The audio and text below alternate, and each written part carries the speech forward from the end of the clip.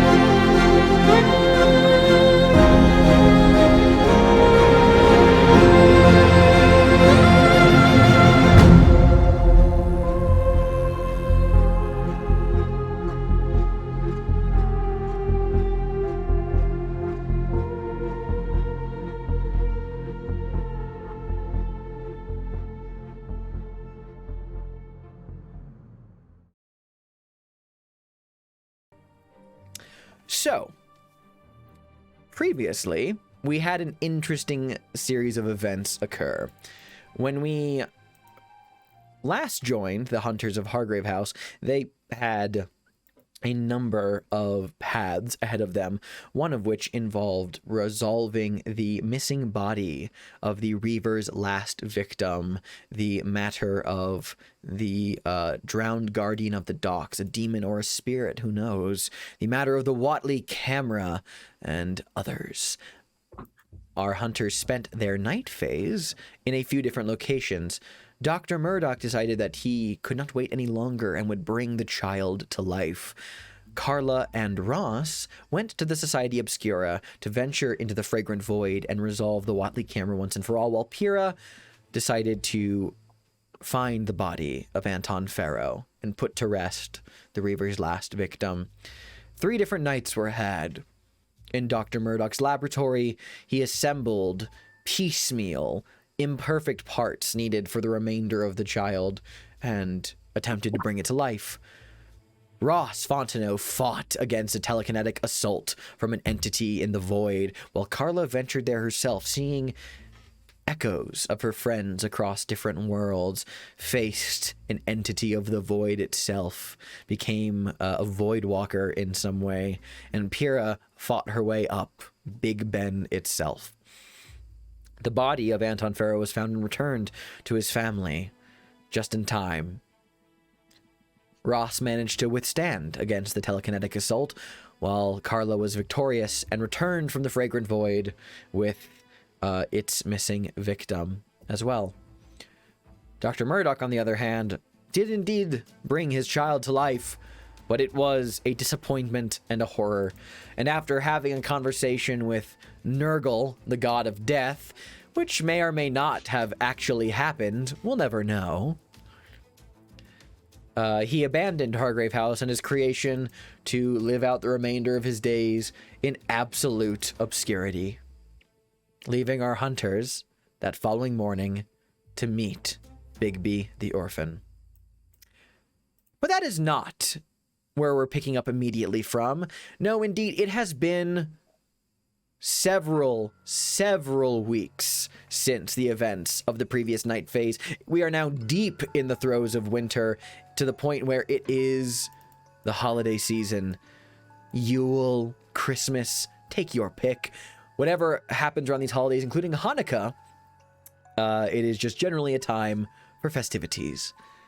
Before we dive into the specifics of the day phase that we're about to involve ourselves with, we have to meet Bigby Wolf, or well, Bigby. Oh wow, I was thinking full Fables Wolf Among Us. God damn it! We had to meet Bigby as well. So, as always, when introducing new playbooks, Jordan, would you be so kind as to read the little flavor text for the orphan, and then the 3 of us, myself, Wes, and Shelby, will all add one item we think will be in your personal quarters. You were not, and then quite suddenly you were.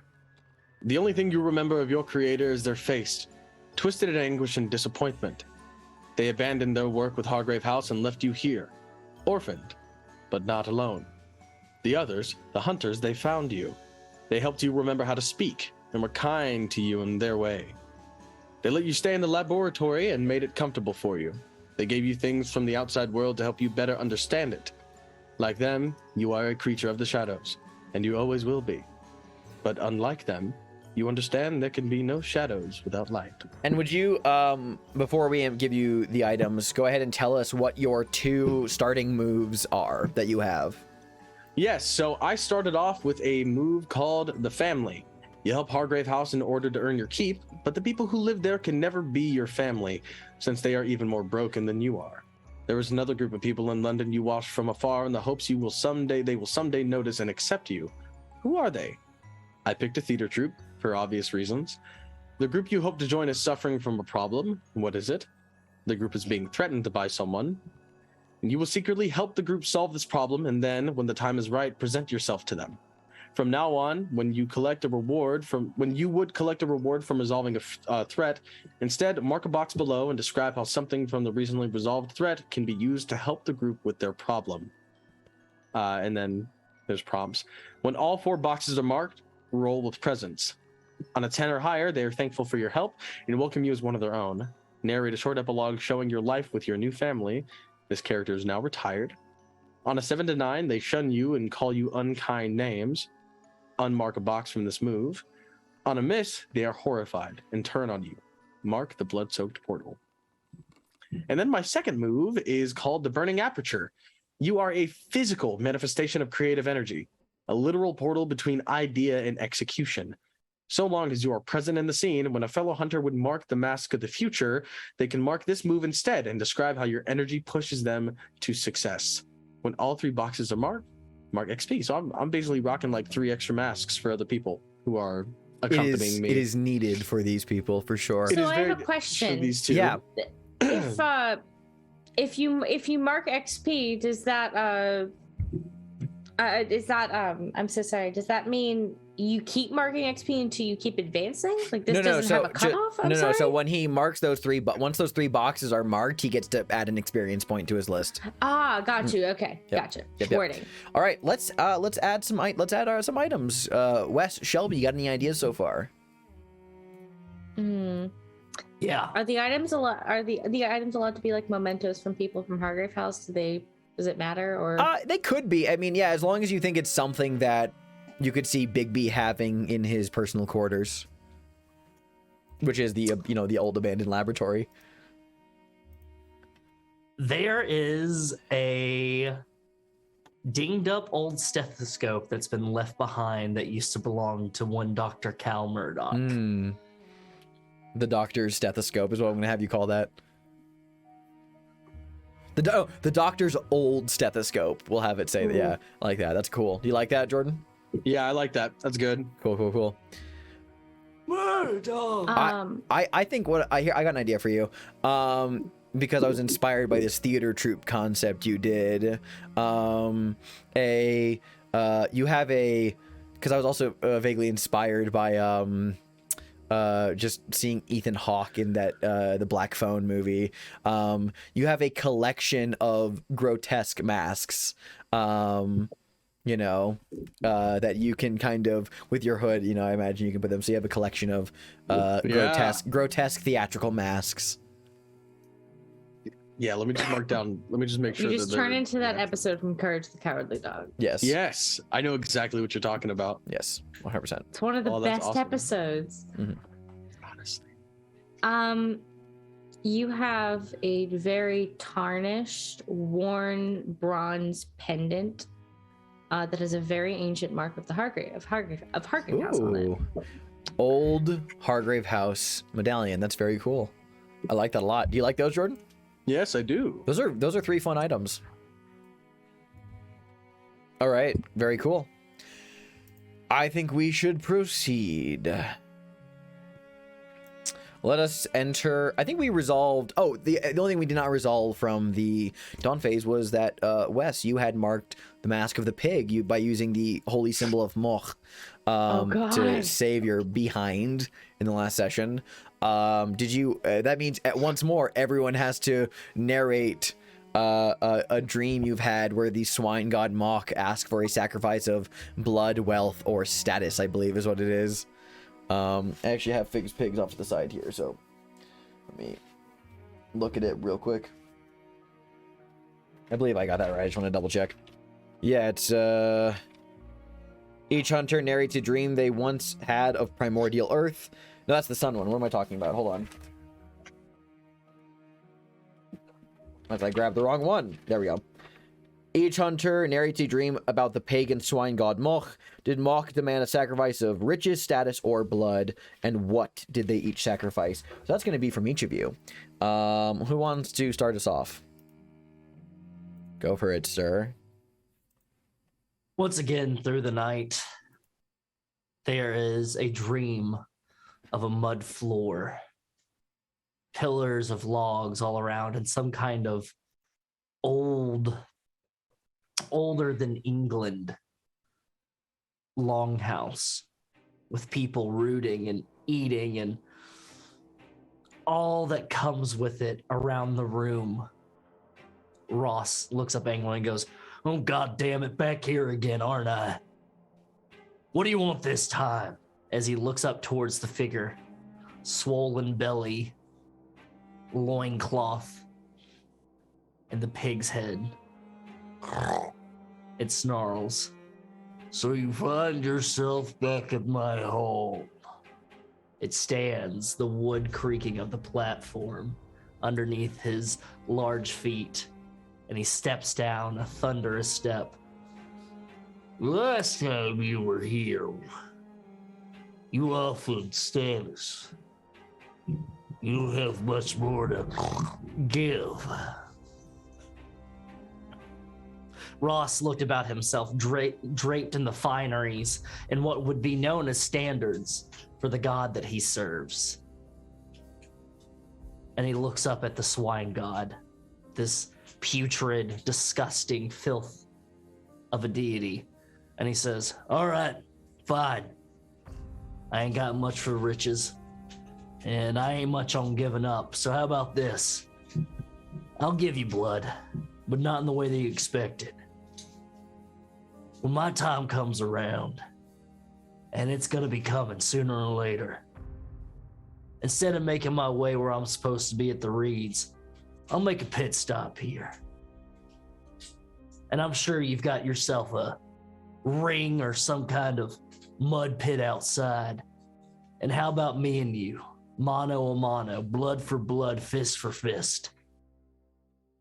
We'll see who walks away from that. What do you say?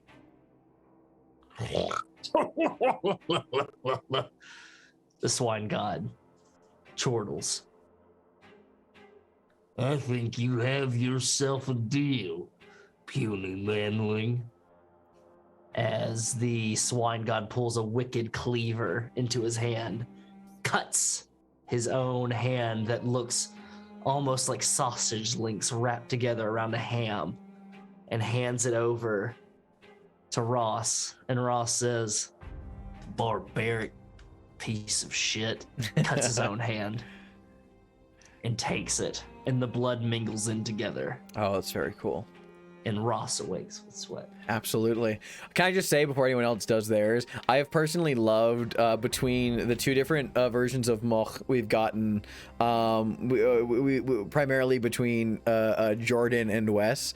I've loved the different voices in the way that this god has different forms it takes in these dreams. It's very cool. Oh yeah, like the actual god itself versus like it coming out of like a fucking pig body. Pig corpse. Yeah, it's very cool. That's awesome. Yeah. Go ahead, I'm please. sorry, I can only envision Ross as the uncle from the Resident Evil 7 DLC who just punches shit to death. Welcome to the family, son. Oh yeah. Oh wait, no, that's Fists. oh yeah, that's Joe Baker. Yeah, it's Joe Baker. Yeah, Joe Baker. Yeah, Joe Baker. That's like the best uncle ever. Yeah, amazing. All right, Jordan or Shelby, which one of you wants to go next? Jordan, please go first. I'm still Sure, gathering mine. sure. I can't wait to see what Bigby streams are. Oh my. So this dream is fragmented. It's almost like everything is happening at once, but it's all coming in succession. But it's all split up into 13 parts. 13 parts as it always was, as it always will be. There are 12 people sitting at a table, an animal that sits underneath with its own plate, its own platter. They sit there and they wait. They don't know what they're waiting for. They don't know why they're here in the first place, but they know for some reason they are all intertwined. There is a closeness that they all feel with each other, as if their souls have been bound by something. A clock strikes, and then it strikes again. The bells, this cacophony is just raging through this room and this hall, and the pieces just kind of start to fall. There's a woman dying of consumption whose hands just rest on the plate. A man who carefully removes his eyes. No pain, no suffering, just giving. Blood, lungs, guts. The dog just rests his head on the plate and sits back up, as if the head weren't even to move in the first place. These are their riches. These are the currency that they have, or they have nothing else. For they have been long since gone, long since dead, and they have had this taken from them. They were robbed. And they will just have to live with that. Very good. All right, Shelby, take us home. What dream of Moch does Kira Okay. have?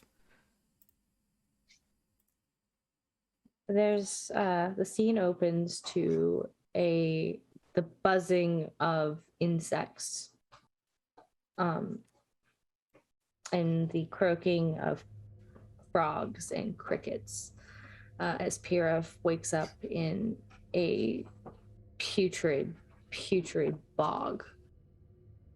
She is compelled to walk forward.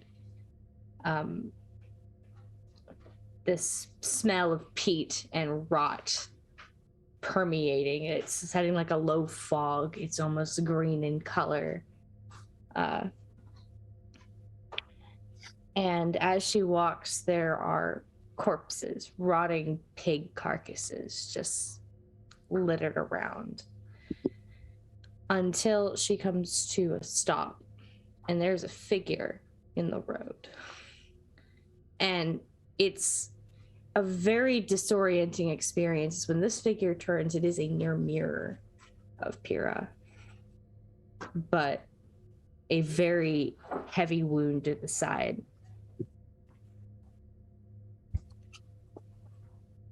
And it's not quite a voice, as it is just a thought that forms in her head. And Pyrrha walks up to this copy, dagger in hand, and plunges it into her collarbone. And then she wakes up. Very good. Very good dreams, or very bad dreams, depending on what your perspective is. Anyway, let's get into the day. Nightmares are normal for me. Mm-hmm. Absolutely. Let's see. It is a quiet and cold winter, but we have a new threat to introduce, I believe, because looking at our currently active list, the Watley camera has been resolved. It is neutralized. Did not fall into the hands of Theodora Brathwaite or any of her ilk. I shall strike it from the list. That means that we only have Sally No Face and the Drowned Guardian as active threats. Oh, I'm gonna fuck up Sally No Face. I'm excited for that. But there's a new threat that has come to plague London on this holiday. This threat is called the Nutcracker. A retired hunter, Rabbi Rebecca Solomon, has sent a letter to Hargrave House. She asks for assistance in cracking a case close to home. The bodies of 3 dancers from the Royal Ballet have been discovered encased in ice and posed as sculptures throughout the city. Basil Lagarde, 13, posed skating at Regent's Lake Park.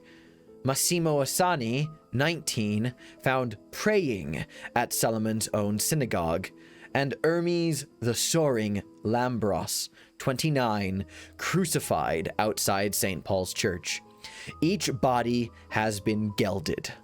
The ballet's winter season threatens to be cancelled, and Rabbi Solomon, a patron of the ballet, wants the so-called sculptor caught.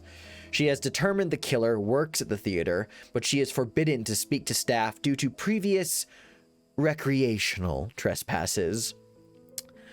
Let's see. I'm gonna ask this to, Shelby. Actually, no. Oh, never mind. For once, this is posed to all the hunters. So Bigby, Ross, and Pyrrha. Please, I don't want this. All 3 of you. The ballet is well known for its secrecy. What wild rumors have you heard about its approach to discipline?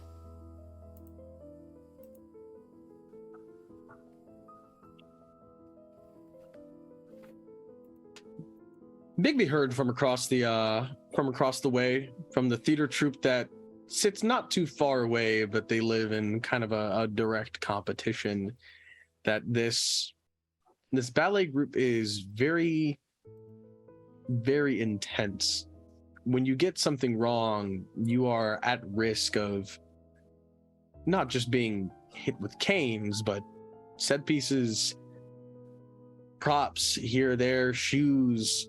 Apparently the director is incredibly unhinged, but the art is incredible. The art is unique. It is wonderful. So the dancers endure it. because it's the best thing that they'll ever be a part of.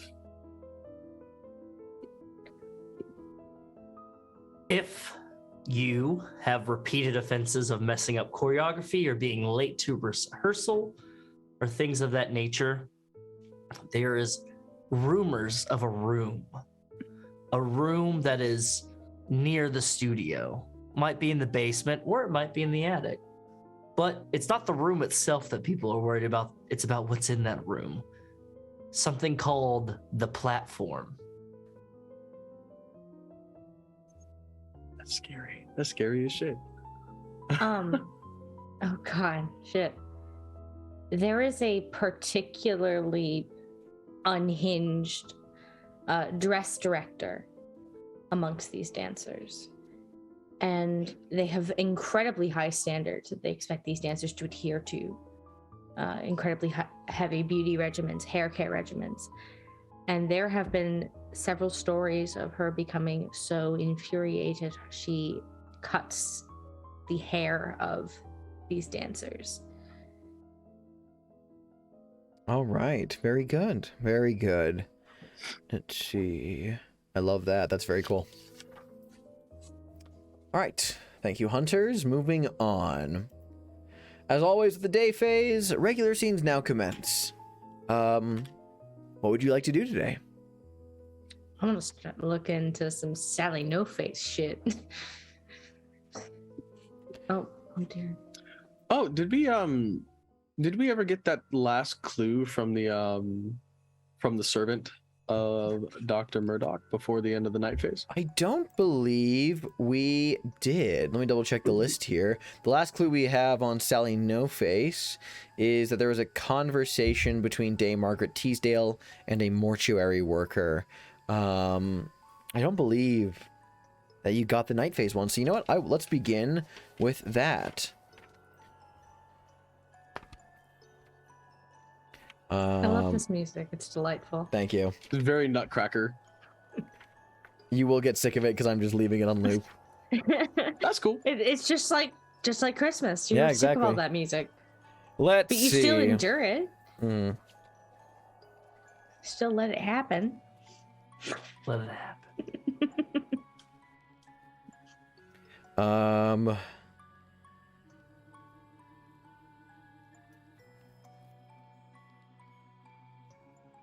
Here's what I'll say that the clue that the servant returns with.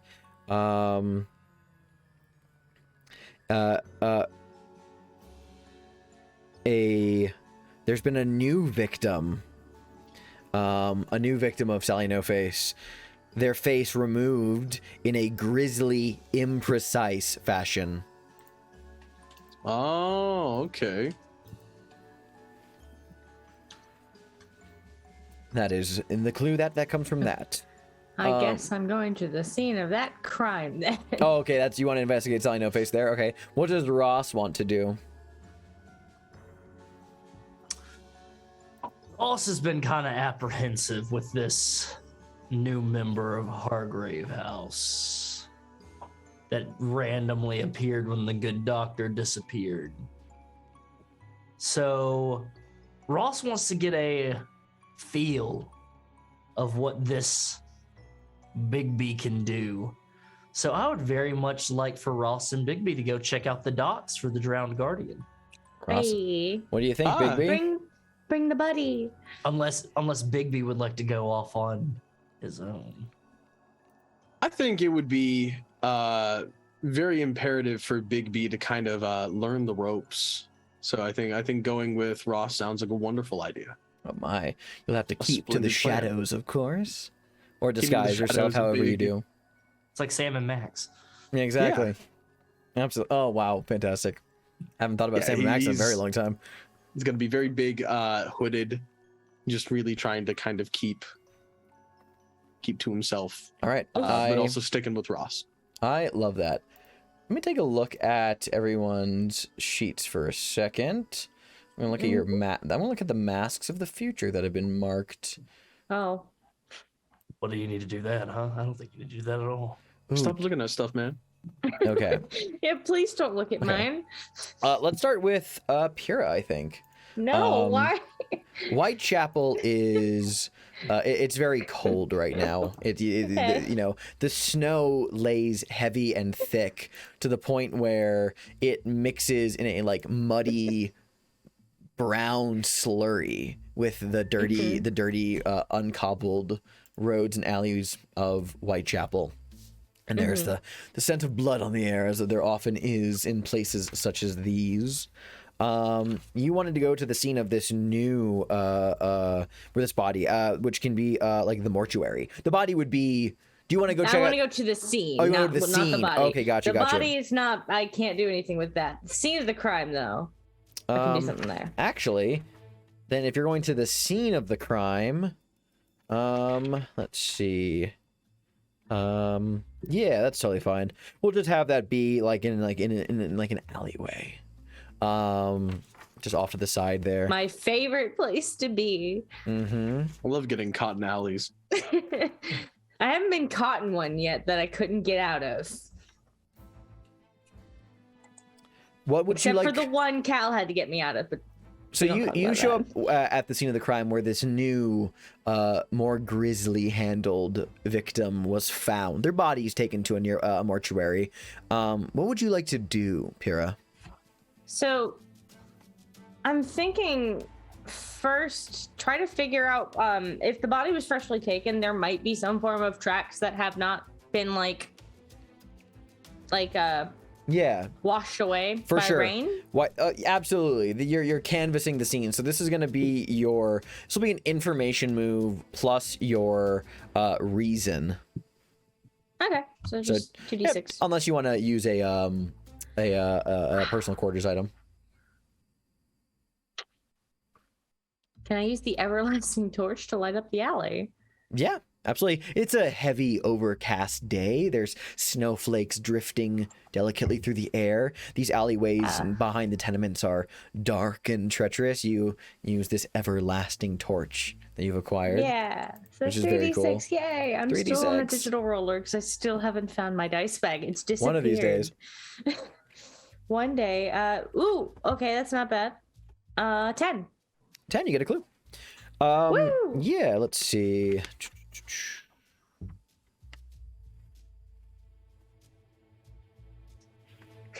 Oh, there's so many good clues you can get from this one.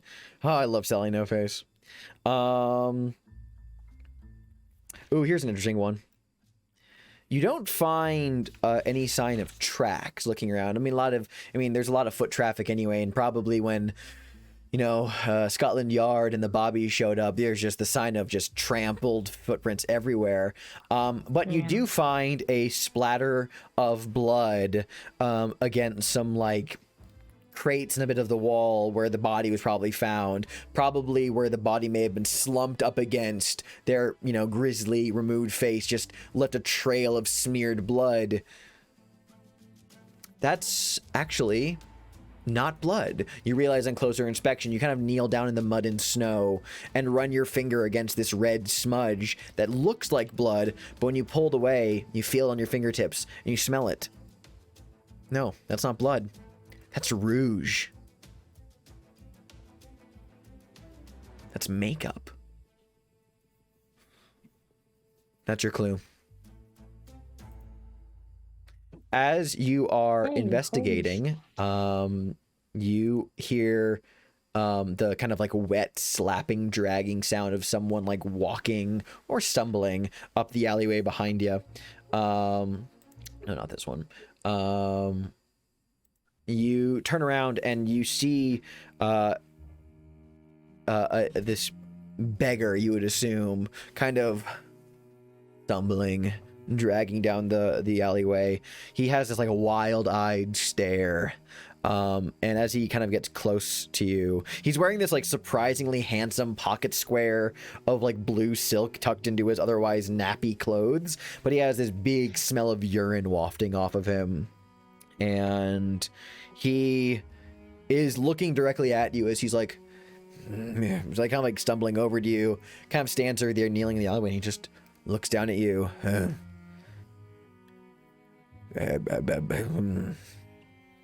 I help you? Been looking for ya. The fuck do you want? Never seen you a day in my life. I got something for you. You'll want it. Yes. I put it somewhere. One moment. He begins to like pat himself down, and as he kind of like opens like this big thick coat, you realize that he's just wearing his like long johns and undergarments, just kind of like loosely, and he's got these well worn like already eating through the actual leather itself, these boots, and he says, oh, hey, old boots, senior. Old boots has something you want. Found it. And he pulls out a clue for you that he's going to give to you because you have the cosmic passage marked. Let's see. He hands you a card. And as you take the card, it is a gold embossed card that is inviting you, Pira Rivia, to an extraordinary new art exhibit of art and medicine. There is no address or date given.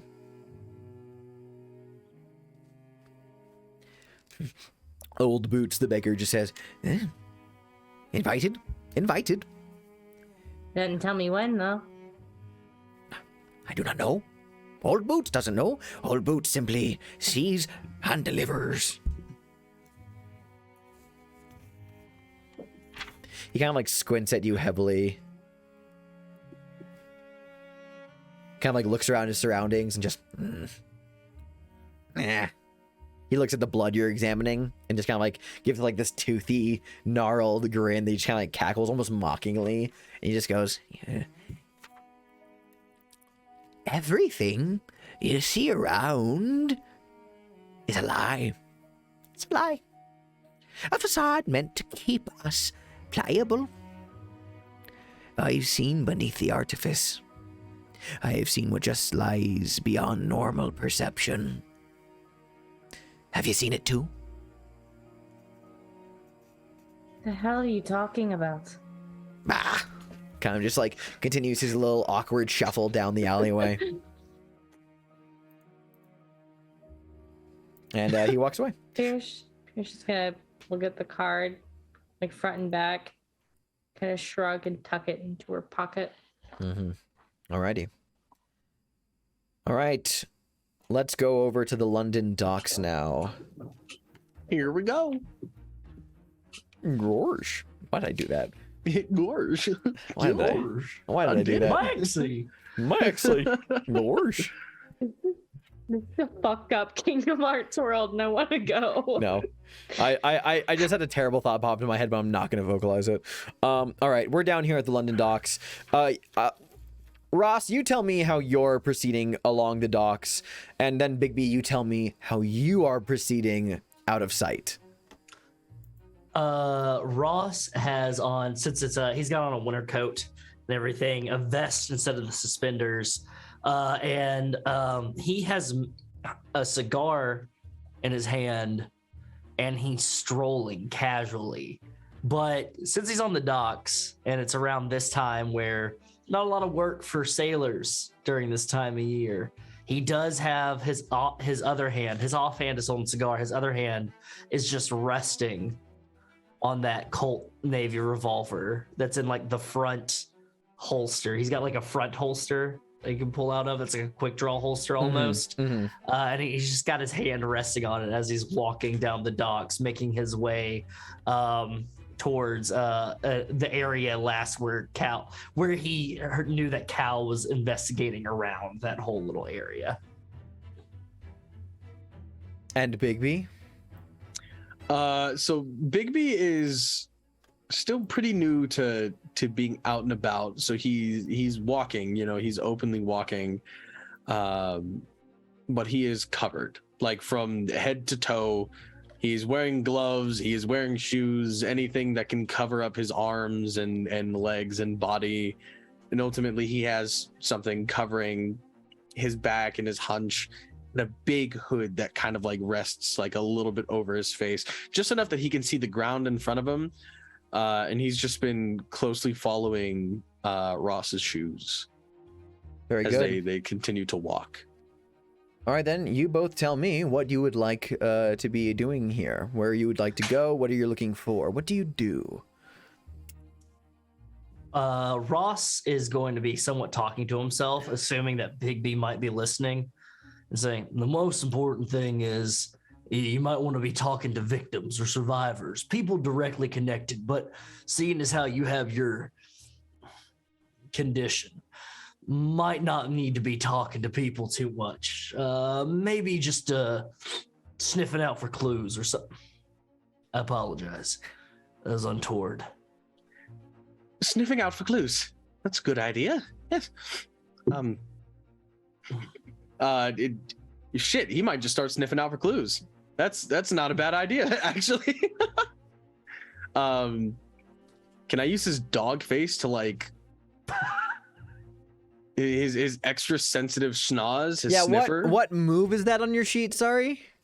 It's not a move. Okay, so but, you're gonna like, roll information move plus reason.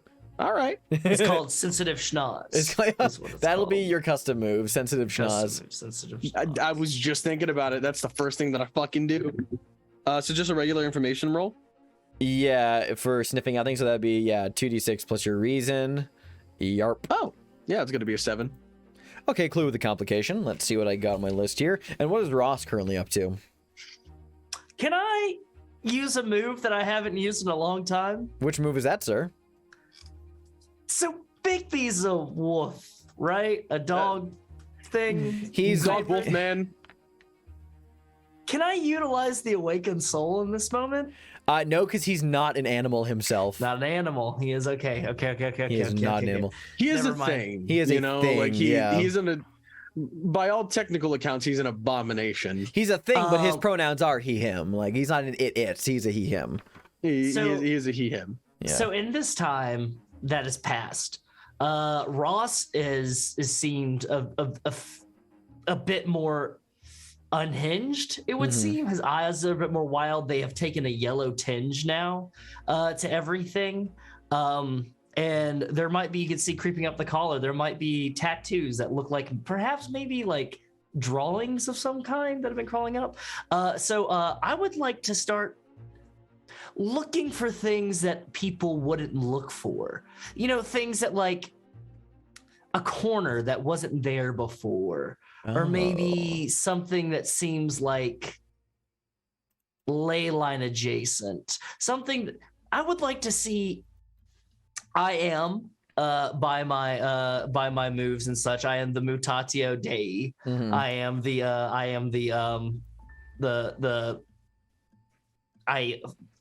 My purpose is to take on dark entities, and this seems like Sure. a dark entity. So I would like to look for traces of dark entities around here. That's very cool. I would have you roll information move plus your sensitivity.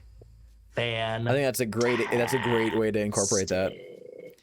And can I utilize, just to give me a little bit more knowledge in this for advantage, can I utilize the apple of Eden that was given to me by... Do you take a bite out of the apple of the take apple a of bite. Eden? That's Just very sitting there, cool. like put the cigar out on my boot and then like tuck it into a pocket and then pull out that apple and just brush it off and just bite into it. That's very cool. Amazing. That's very cool. Yeah, I love that.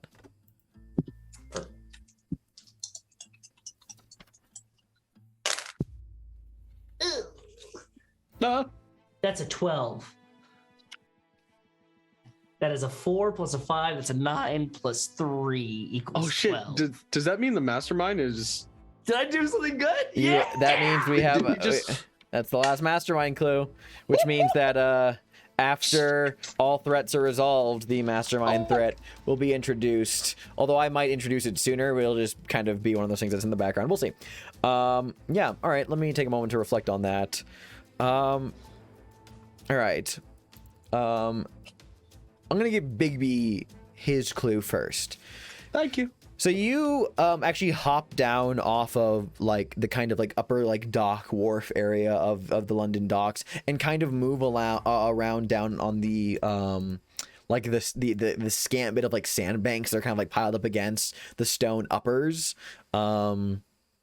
and that are kind of like, wet and damp from the snowfall, and the Thames is high tide, so it keeps lapping up and it's very murky and wet. But you're following the briny smell.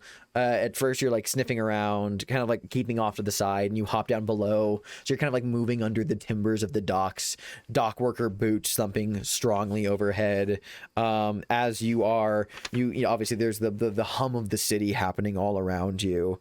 Let's see, I'm gonna check my moments really quickly. Yeah.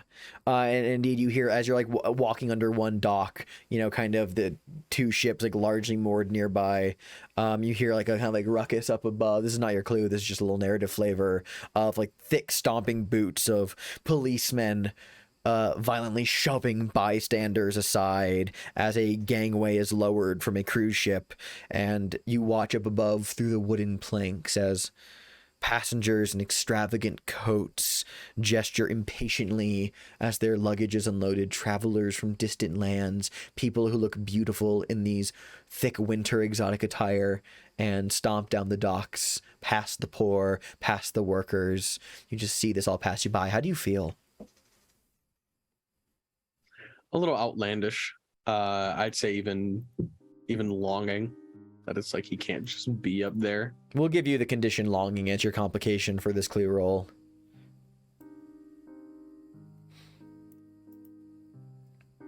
All right. And here's your clue itself, though. You are following the smell first of something briny, then of something food. You smell food, some kind of animal, something meaty, and you follow this scent.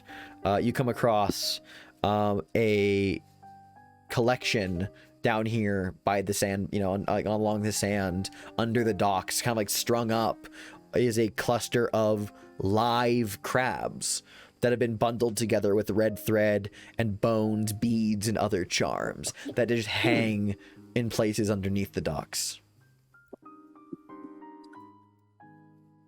Peculiar. And he's gonna kind of just like write that down, like even like scribbling it, like a little drawing. Mm-hmm. Do they have anything like weird on them, or are they just that's what's weird about them, is they have all they're bound and hung up with tied up with bones, charms, and string. Okay. Mm-hmm. Cool. All right. Let's see. I'm going to give you an interesting clue, Ross. And let me just look at my mastermind clue list very quickly. What will our 15th and final mastermind clue be? A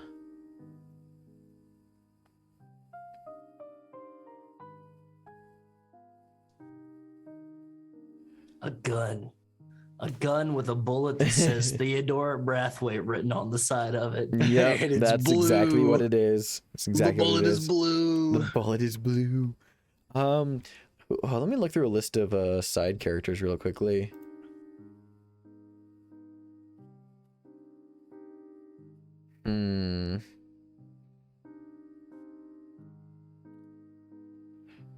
This is a very interesting one that I could do a couple of interesting things with. I'll get to the mastermind clue, but first what I'll have you do is you're following your sensations as the mutatio dei into darkness. You head down into the wine vaults beneath the docks. There are lanterns flickering in dark archways, barrel-lined catacombs. The floor is sticky with mysterious spills, and the air is thick with the smell of stale wine and dry rot. All around are the echoes of rolling barrels and the hushed conversations of merchants tasting the wares. Here's a paint the scene question. What is being stored in these barrels besides wine? What secret meetings take place here?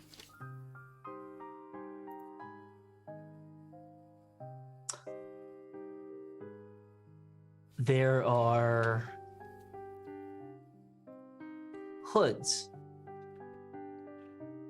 Hoods with the similar mark of the tattoo that appears on people's cheeks that have ripped dangles coming from the front end of them, almost to simulate tentacles that are being stored there, kept safe for when the time for them arises. There is a barrel of the last batch of forget-me-nots that is supposed to make its way back to the US. There is a shipment of barrels of what's labeled Worcestershire sauce, but they're very picky about pushing it and getting it off the property as quickly as possible. It needs to get off. It needs to get out of here. And workers are just kind of scrambling around to get it ready.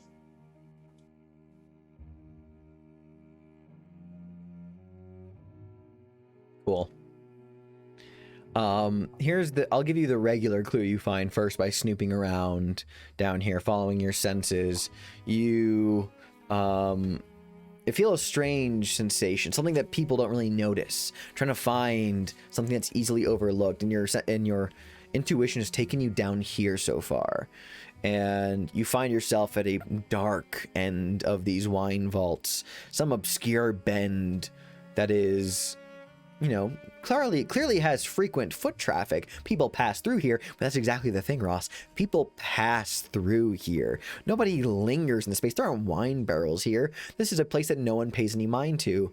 And your foot catches on the lip, and you stop and you look down because you had almost missed it yourself. There is a wooden trap door set into the bottom of the floor here. When you kneel down to it, you give it a look. You open it up, and it opens directly into just straight ocean. Specifically, dark green water. This trapdoor opens directly above dark green water, and you get the strong sensation that this is a spot that most people tend to ignore. And then you hear some conversation off to the side. This conversation is hushed and you can't make out the details, but when you go off and you kind of like follow the voices, you see a couple of sailor merchant kind of folks rolling some barrels away. There's kind of like stepping out of an office, not quite a customs house, but clearly like some kind of business office that's down here in the in the wine vaults. And they're kind of like talking amongst themselves. They walk away, and you get this sensation that there's something interesting about this office. So when you go and you walk inside to look at it, well, there's a desk, there's a paperweight, there's some writing. I mean, all very standard. But against the back wall, in a very unusual place, there is a portrait hanging of Theodora Brathwaite, posed there in her blue taffeta gown, holding in one hand a bundled up series of like maps, scrolls, business parchments, and the other hand she is hoisting an anchor, and there's a little golden placard that commemorates Theodora Brathwaite for her generous patronage towards the docks, and the amount of money she has basically put in as a wealthy merchant herself into the affairs of the mercantile business of the docks. And you look up at this portrait. How do you feel? Uneasy. I'm going to give you the Can't get condition. away from her. I want to give you uneasy. Jeez Louise, pudding, please. Mm-hmm. Okay, that's great. All right. So those are the clues y'all have acquired.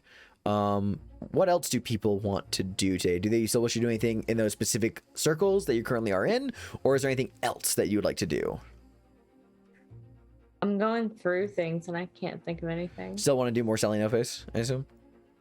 Yeah, I just don't know if we should do more clue hunting or try to answer a question. Oh, good question. Yeah, good idea.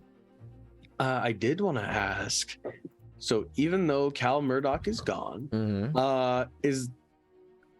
Is the infirmary still usable? Yes, it's still in Hargrave House. Okay, cool. So we can still continue to use You can still that. continue to use the benefits of the infirmary, I'd say. Yeah, we don't have to use it now or anything. I was just thinking about it.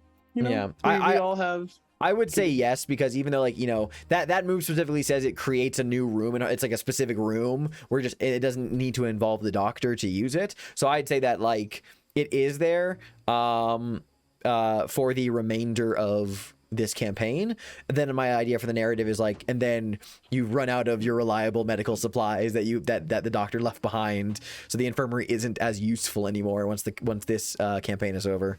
Yeah, just a little, for in the event of a season 2. Cool. I don't know what else I would want to do for this one. Well, let's take a look. How about let's take a moment to look at our active threats and the clues we have for them. Yeah. Let's go ahead and take a look at Sally No Face and the Drowned Guardian. So for Sally No Face, the clues we have 8 clues. You guys have found a pretty good amount of these clues. You have found the name Victoria Callis was uttered from Clara Yarborough's ghostly visage. There was a letter about an unnamed doctor doing untoward procedures who had been released, who had been let go from the Royal Academy. Dr. Alexander Van Cleef has an office the clue was that he was lurking around Clara's tenement in that area. A stolen oleander plant from Dr. Van Cleef's office, so he claims. Mentions of a conversation between 2 unlikely figures, someone named Dame Margaret Teasdale and a mortuary worker.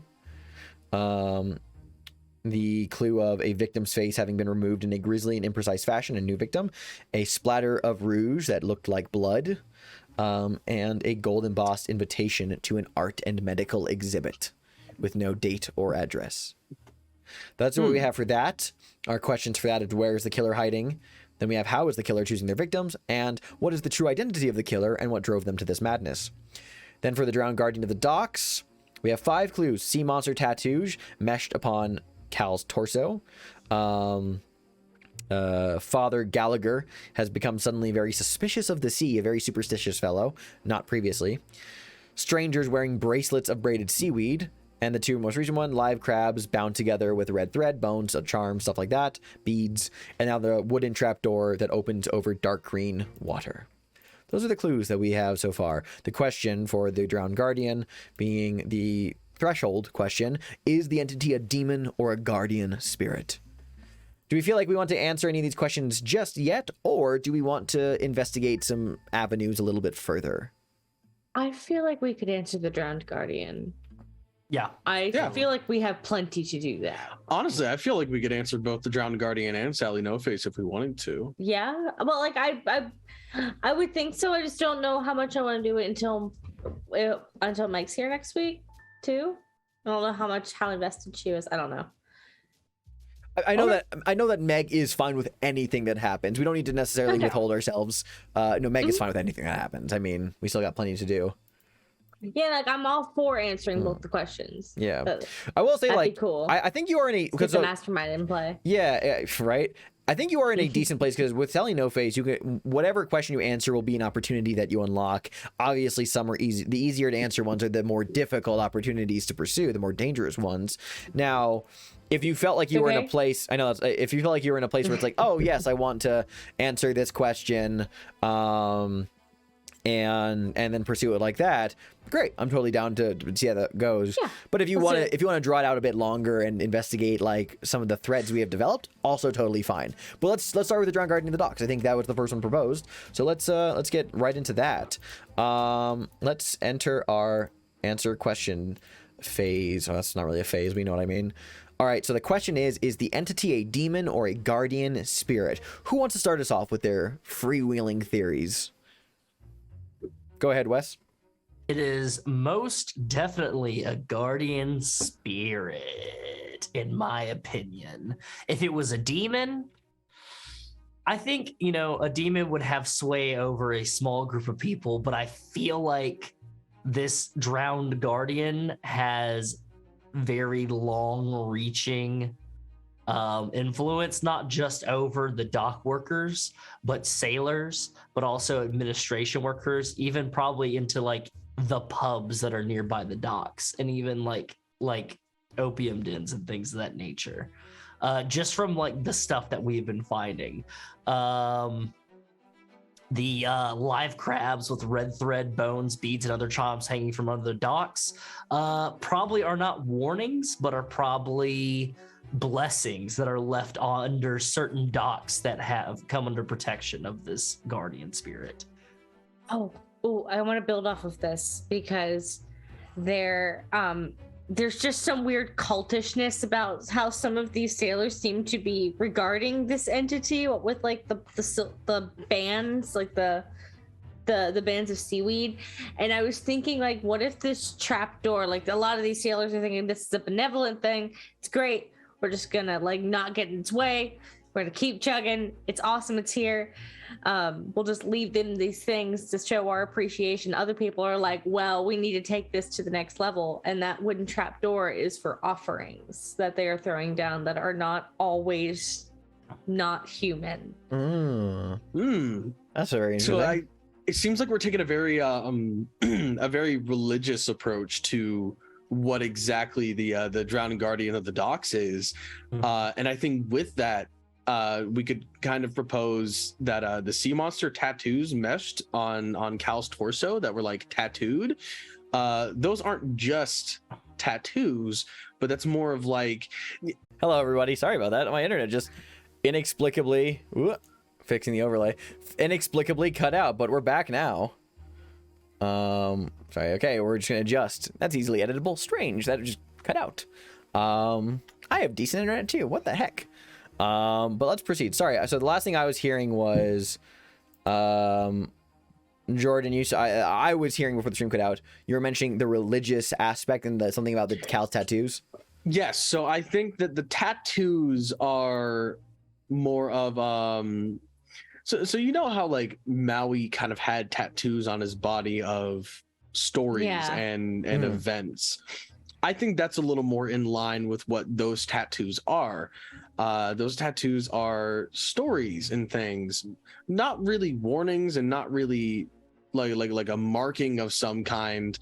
But Cal was looking for what exactly this guardian was, and the guardian just told him. Oh, that's really interesting. So I think those tattoos are in fact like this is what I've done. Those will go away in like a day. Just use soap and water, like that kind of stuff. You know what I mean? Like it's very much like this is who I am sort of thing. Absolutely. I love that. Okay. I'm with it. So that's, let's see, we've incorporated the tattoos. I think that's a good explanation. The people who are wearing the bracelets, the live crabs, the wooden trapdoor.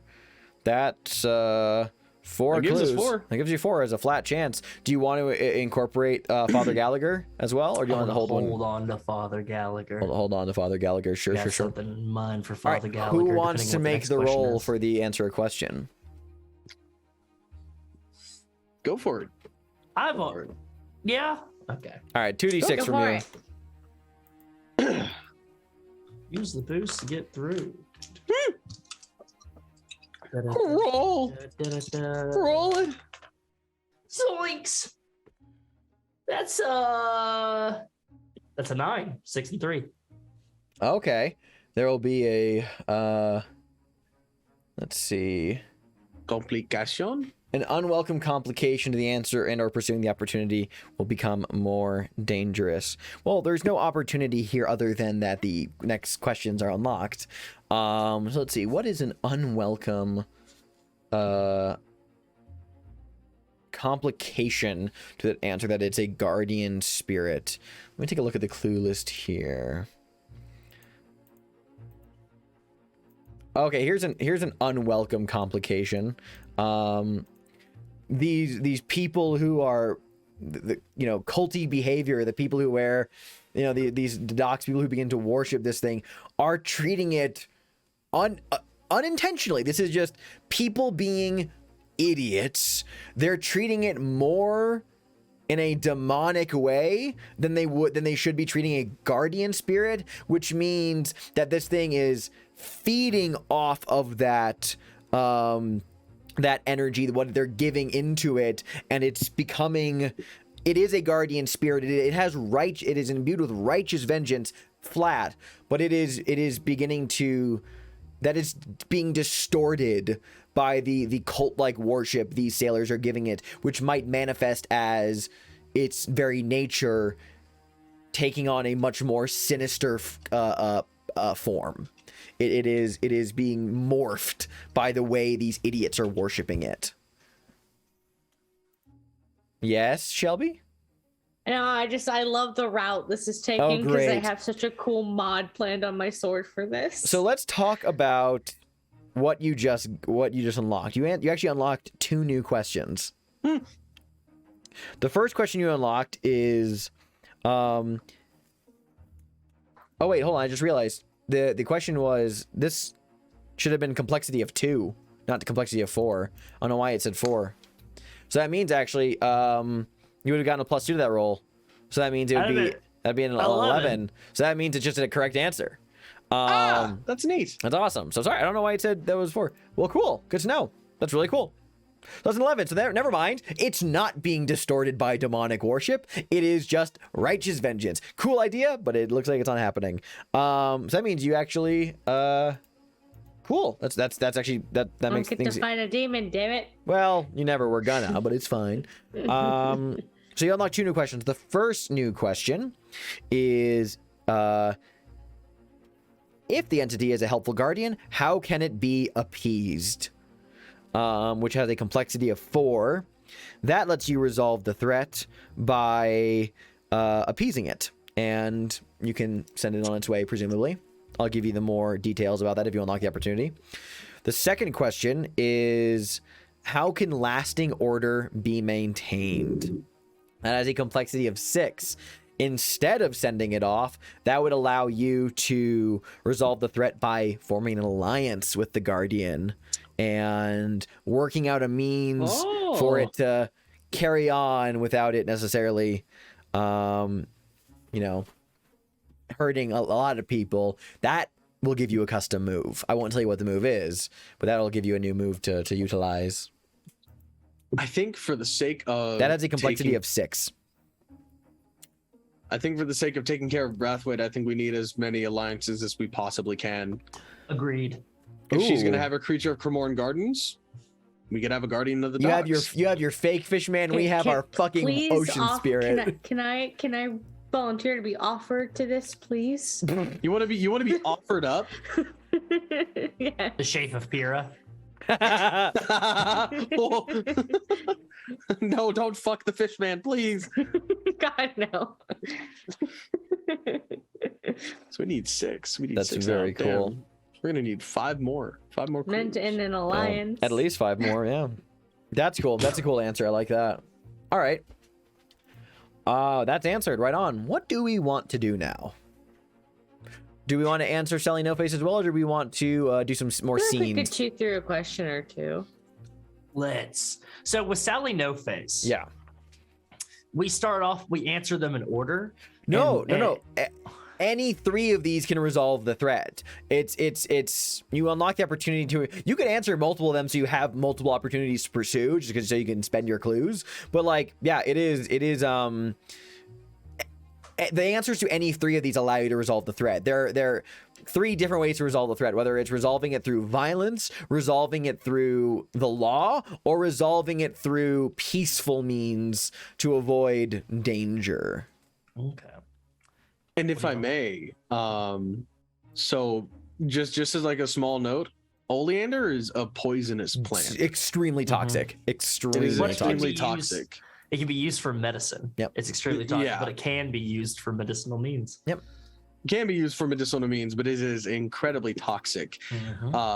If I may have the floor, Please. I would love to answer what is the true identity of the killer and what drove them. Oh, to you this want to do the madness. big one?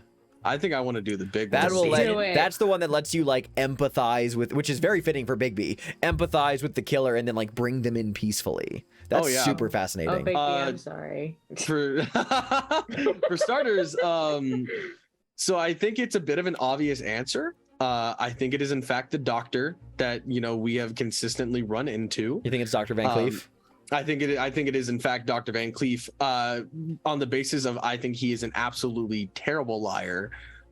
He was in way over his head with what he was doing. Okay, here, let me just get all my things together. So for starters, he's been using Oleander to take the victims out, or at least put them in a place where he can remove face, without things getting too messy. Problem is that Oleander plant was gone, so the most recent victim, who is Victoria Callis, who Clara was trying to warn us about, had her face just fucking mangled. He couldn't get her down easy, so he just did what he had to do, and she just died. With that, I think the splatter of rouge is, belongs to Victoria Callis. Oh, please. Can I do something for the splatter of rouge? Please. Yes, please. Typically, he makes up the face before removing it because it's much easier to apply the makeup when it is on a skull than it is when it's flattened out. So he puts the makeup on and then takes it off. But since the Oleander wasn't there and he was moving quickly, it splattered because there was much more of a fight being put up. Oh yeah. So that also explains why Dr. Van Cleef has an office. He was lurking around Clara's house because she was the next victim. In the letter about an unnamed doctor doing untoward procedures, that is him. He is, I think that the doctor is not only, a regular doctor, but I think he is a plastic surgeon as well. One of the aesthetic variety. I think that is what drove him to doing this. He lost his license because he was doing things that were a little too far gone, whether or not they are fish modifications or anything of the sort. He was really fucked up. He was doing a lot of really fucked up things. Holy and lost shit! his license. Are you implying that he may be responsible for the creature Gardens is entirely his fault? Therefore, he lost his license, had enough money to clean his slate, and also employ people to continue covering up his tracks, which is why Pyrrha was targeted before. No, not Pyrrha. Carla. I don't know why I forgot that. Please can go for it. Go for it, Ross. That's fascinating. I just wanted to add, are you saying that this guy's like Dr. Steinman from BioShock? I think that's exactly like he is fucked up. Like it started just with plastic surgery that was a little too weird, like a little too off, a little too wrong, and it eventually went to what exactly can we make a person look like? The creature of Cremorne Gardens is a direct result of that. Therefore, he lost his license because of those untoward procedures. That would, in my opinion, and I'm here for this, change the way we handle the creature of Cremorne Guardians from being a dude who believed himself to be a fishman and modified himself to look like it to instead be he was just maybe an asylum inmate who was just experimented on really unethically, and as a result went insane and believes he's a fishman. Like, yeah. Now the only things that I am that's super lost rad on would be the conversation between Dame Margaret Teasdale in the mortuary and Peter and the gold, yeah, Peter, and the gold mortuary embossed invitation to the art exhibit. Okay. So, conversation between Dame Margaret Teasdale and a mortuary worker. Dame Margaret Teasdale was supposed to be getting surgery from one Dr. Van Cleef, and the mortuary worker was the connection, the kind of like the middle person in between that at one point. And that conversation between them, because it was like, did we get the nature of that conversation, or was no? did we just see them? There was just a conversation that was had. You guys never sought out Peter or Dame Margaret Teasdale. So the nature of either of their characters just kind of exist in limbo right now. Okay. So that conversation that happened was the mortuary worker telling her to drop it, that your appointment has been canceled. So stop it. Oh, drop very it. Cool. Drop it. And like the mortuary worker was probably like, it seemed like he's just being an asshole, but he's like, I really need you to I stop. really love the idea that we have, okay, so in your theory, Dr. Alexander Van Cleef, a cosmetic surgeon of incredibly great skill but fucked up ethics, gets is removed from the Royal Academy for his unethical practices. After that, I love how you tied that together with the Creature of Cremorne Gardens, and I love how, because I kind of explained him as like a botanist, I guess, in my interpretation, but I like the idea that is what he is doing now. He collects and studies plants, but I like the idea that all of his plants are notably poisonous, but also usable as like paralytics, and that I have these really cool they maybe even plants that are used in the creation application of makeup as well. And his office is like at like a school, right? Like he's kind of like a scholarly botanist. It's like an academic office, so it was probably in some sort of like school.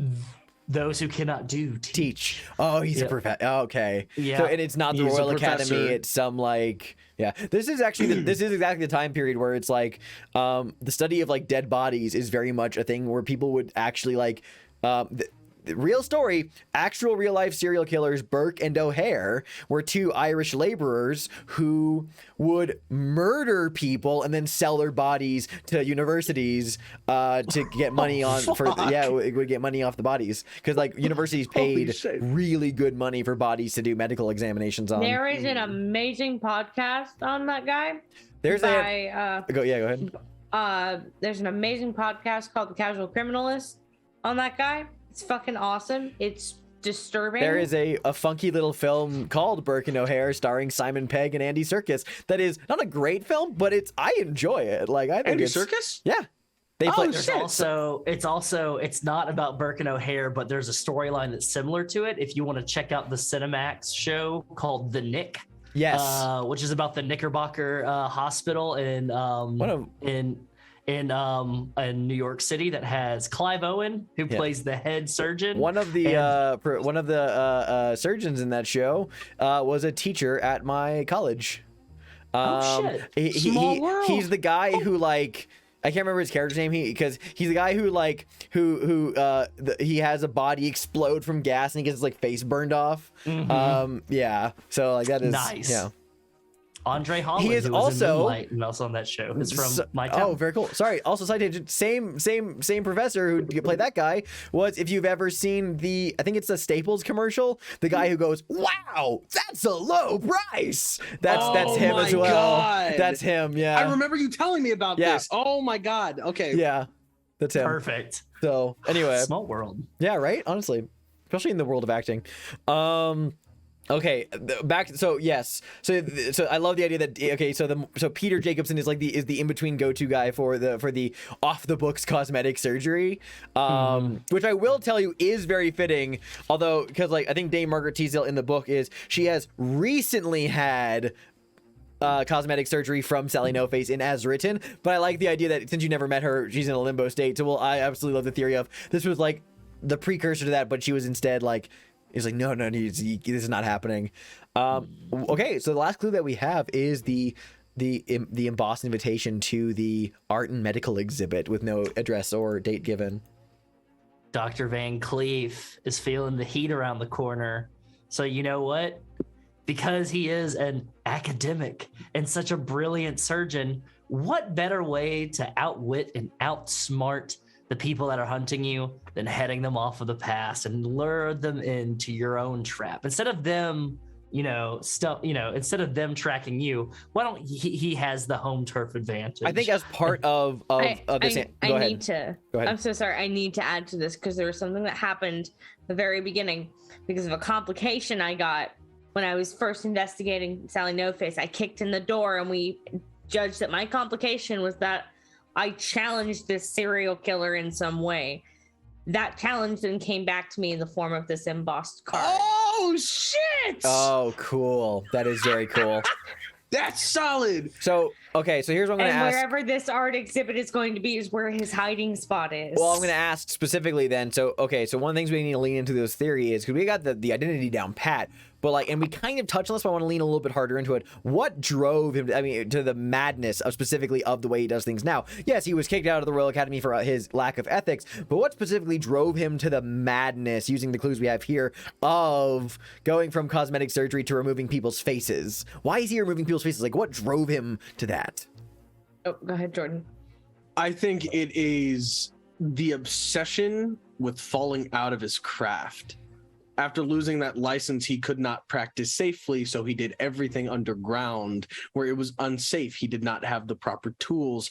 Everything got fucked up. Everything would get botched. Eventually, someone died. Like it was just, there was so much piling on top of him feeling like a failure, that he has constantly been on this run of I'll fucking show you what I can do. Can and I he's been throw in trying a detail? to make the art. I love yes. that. I want that 100%. Here's the detail I'm going to include in that. He's removing faces specifically because he is using those faces for cosmetic surgery replacement work. Like that is part of it, because he's doing his facial removals, which he might also with his art exhibit. I like the idea that he's also using them for like display purposes, but like he's also harvesting these faces for the work as well. Like he is using it to like to like, oh, this woman's, you want new lips? Here, and he'll like maybe Clary Yarborough had very memorable lips. You'll end Like up a having the lips of an showroom? actress. Like what do you like think? kind of What do you think the exhibit is, my friend? It's a showroom. He's using it as a showroom. Art and medical exhibit. Yep. like selling couches at a fucking IKEA. Like it's like, you want these lips? You want this nose? You want these eyebrows? They can all be yours. Oh, fucking let me go. I will fuck this motherfucker up. I love it. Okay, I think so. The with last thing I will compassion. ask for a bit more specificity on is then where is this exhibit? I think that Golden Boss invitation was possibly worded in a way that could be decoded. Similar to kind of like how Roger the Reaver works. It's like think the Riddler just a little fucked up. I have an idea. I want to have an idea. Yes. It is blank, but if you like smear rouge over the card, red lipstick, there's like hidden, very very barely discernible grooves in the card that lets you see kind of like a hidden message in the card by smearing makeup onto it. Oh no, that's awesome. What the fuck? And I think I know where this exhibit's being held. Where is it being held? He's a botanist, and he has an obsession with the Royal Academy. There is a series of greenhouses that are on the edge of the Royal Academy's campus, where there's also like, he's just set up like it's like they've been like abandoned or something, and he's updated them and set them up to be his own little, I guess, just shop and store nearby, unless anybody has anything better. No, I love that. I love the idea of like a greenhouse fringe art exhibit with body parts. That's very cool. And can use an overgrown amphitheater, almost like a surgical theater. That's super cool. That's Dude. that's a great that is a great inclusion. Oh. All right, that's all 8 clues. I'm very satisfied with the way those were incorporated. That's a really cool theory. Who wants to make the roll? It is 2d6 plus nothing, flat roll to see if your theory is correct. And remember, if your theory is incorrect, you don't lose these clues. You just need to gain at least one more clue and make a new theory around them. Part of me hopes you get this wrong so I can do some fun stuff, but we'll see. Good, but I also love this theory, so I hope it's not wrong. Who's rolling? Shelby, do you want to make the roll? You're invested in selling No Face. Yeah, let's Pretty do it. invested. Let's Fuck fucking yeah. do it. Fuck yeah. Let's see how it fucking do goes. it. Let's see how it goes. All right. 2d6. Oh, I'm scared. The 9. Okay, there. Oh, pursuing. Okay. Alright. Either an unwelcome complication or pursuing the opportunity will be more dangerous. I think I would have it be pursuing the opportunity will be more dangerous. In that, I think that there is going to. So here, the opportunity you unlock, as a reminder, is that you get to resolve this threat by empathizing with Dr. Alexander Van Cleef, and then get him and then convince him to bring himself in peacefully. He will to hand himself over to the police, to Scotland Yard. So let's see. I think I'm going to make that more dangerous. Like, you know, he's there. There is a showing at the exhibit, you know, at his lair. He will not be easy to convince that there's going to be an element of danger there in his home turf, and also the Dapper Boy will be there. Take the shit out of the Dapper Boy. I'm not afraid of him. Yeah, you can kill him for all I care. Are we happy with that result, or do we want to all put on a mask to bump up the result to just a nice and clean, easy solution? What are you thinking? I was thinking that we all use the Mask of Care. Well, only one person can use the mask, and for the sake of bumping up, results, it's that only one mask can be. You can only use that for like it would count as one of them, but not for everybody. Fuck, never mind. Oh, we do still have that one person. Like the Mask of Beauty is still available. Mask of Beauty is available. Mask of Care is available. So we could all just don a mask. Mask of Beauty, Mask of Care. I'm fine with that. I have a fresh batch of masks to use. That's not a bad idea.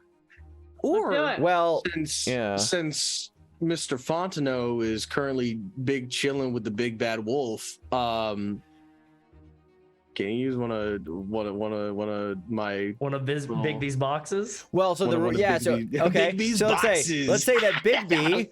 Okay, yeah. Well, what procs is that you essentially need to. So someone needs to use their Mask of the Future. So if Wes, you're saying I want to use a Mask of the Future, then Jordan go no. Burning Aperture, and then mark it off. We sure could. I would really like to use my Mask of the Future. I don't fucking think so. Oh wow! What? Oh whoa! What is happening? No, Jordan, what are you doing? You don't want to do it. Yeah, you gabagool. You know what I'm saying? I'm gonna use the Burning Aperture. There it is. I'm sorry, but now I can only picture Bigby talking like Tony Soprano. Yeah. You mean I have to use my schnoz to find a clue? Where's the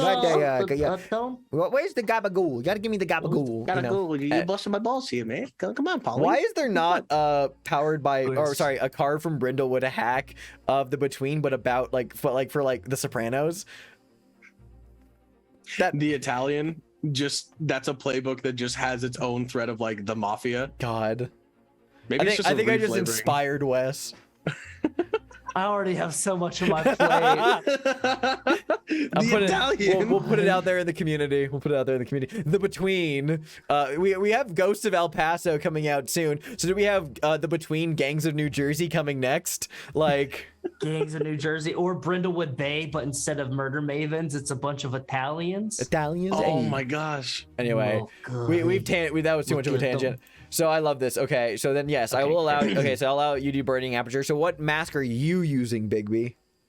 Are you gonna use? So I think I one will, of yours or one of the free masks. I think I'll employ. So the Mask of Care, is that one that ends with Sally No Face? No. Mask of Care is the reward you got for Reaver's Last Victim. Mask of Beauty. So she's using Mask of Care. The Mask of Beauty is available, or you can mark one of your own masks. Cool. Yeah, so I'm gonna mark one of my own. I think we will save the Mask of Beauty for whatever night phase approaches. Cool. For when we go through with this. Mask of the Past or Mask of the Future? I don't want to touch the Mask of the Future. I'm gonna invoke a Mask of the Past, narrate a flashback to someone's childhood in which they are showered with love. Before you read that, let's zero in on this for a second.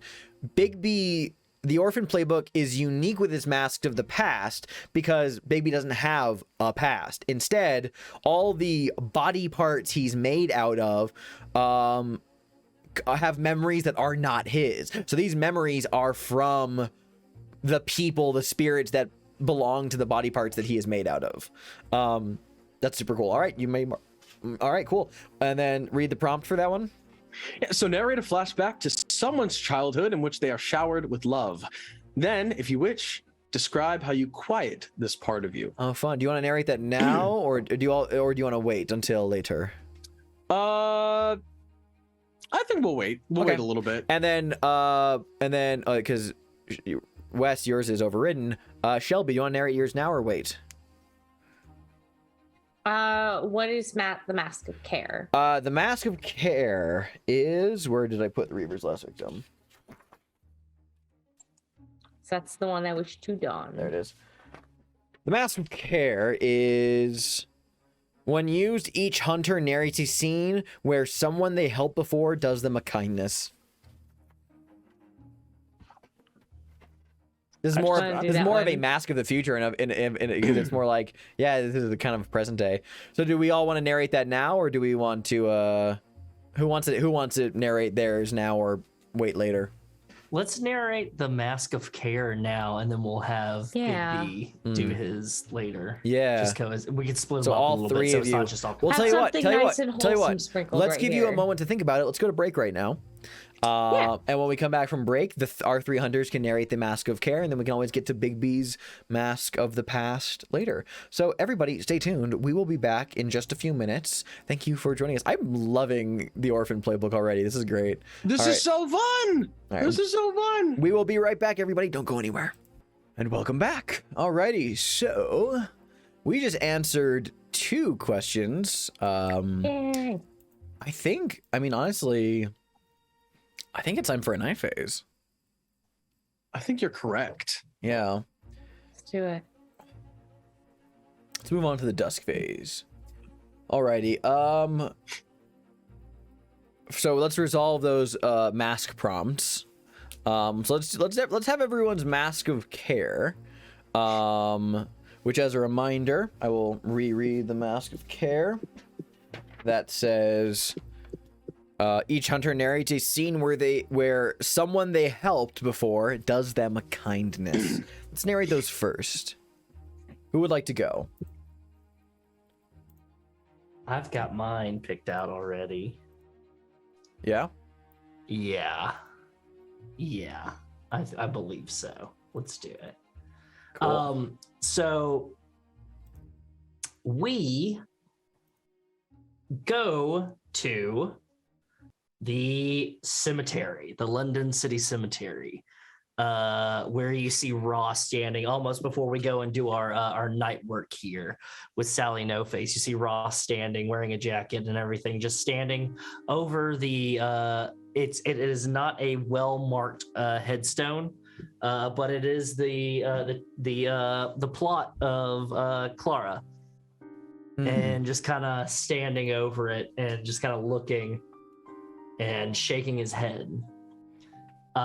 He's getting ready to leave when he feels a small hand on his back, and he kind of jumps a bit, and he turns, and he sees one Rag. Rag looks and goes, "Oh yeah, Mr. Fontenot, right? Oi, Mr. Fontenot, right? It's never mind. Rag, what are you doing around here? You know, grave robbing's a dastardly thing." "Oh no, I wasn't doing anything like that, Mr. Fontenot. I'm honest. Got myself a real job now, helping out the tender of the graves here." Ross gives him a odd look, and Rag says, "All right, I'm not doing much of that. I mostly just sit on the old coffins and smoke cigarettes while he talks to me the entire time. But it's honest work. I get paid for it." "It's good to hear that you're staying out of trouble, Rag." "I still get into me picks and poxons, but you know, it's fine." "Say, what are you doing here looking all sad there, Mr. Fontenot?"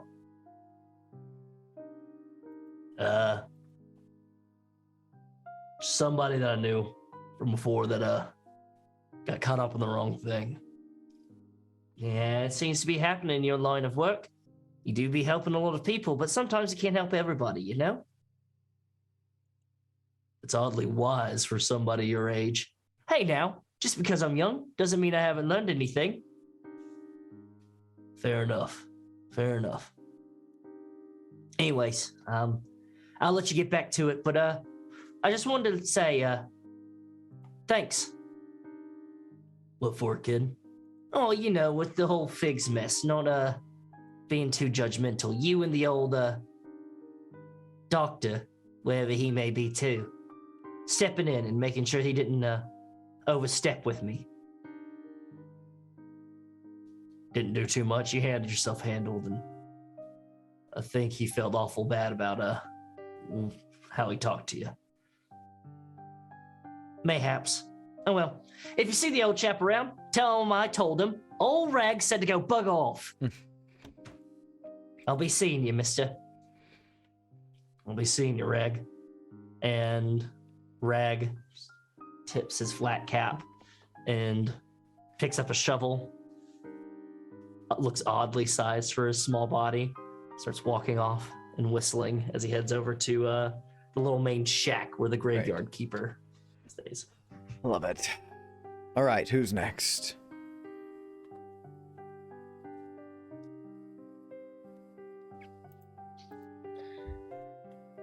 We see Pyrrha when she was about between 18 and 21, we'll say. Just barely an adult.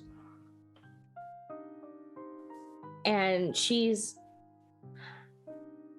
rushing someone out of a bar, kind of drunk, kind of disoriented. They got a bruise on their cheek, nose is bleeding. And she throws them out and she's yelling. And it becomes very clear that this man was causing a disturbance in what was a peaceful environment. And you realize that this is the bar that Phineas owned with his mom. And an older woman comes out, stocky, she's short, stocky, very covered. She seems like maybe the kind of woman that's always cold. She's just got like very heavy shawls on, heavy dress. She just comes up to Pyrrha and says something to her. It's not coherent, but it's clear it's a kind of a come on in gesture, you know, none of that. And gently, Pyrrha is ushered back inside, and the scene fades. Very nice. And Big B. I'd say on the way home, back to Hargrave House from the docks, the sun is starting to set. It is dark. As he passes by an alley, he notices a group of teenagers harassing a smaller, more obscured person. Bigby approaches, first starting off with what are you guys doing? What's going on? What are you up to? But the first thing that kind of comes out of his mouth is more of a snarl as the kids turn around and they see these bright yellow eyes kind of like glinting in the moonlight with his hulking body. They panic and they run away, leaving the smaller, more obscured figure kind of crouching nervously. Bigby approaches. Excuse me, are you all right? Can I help? And Bigby very gently, but still very strongly picks them up and kind of dusts off their shoulders. What were they doing to you? Are you all right? What happened? And the boy looks up, and to Bigby's shock, this kid has almost tusk-like features. It's weird and off and obscure. And the kid's just, well, I was walking home, right? And they just, it was so sudden. I knew them from school, but I haven't seen them in months. My mum took me out of school. What? And the kid for a moment scrutinizes Bigby's features, gets a closer look at his face. You're like me.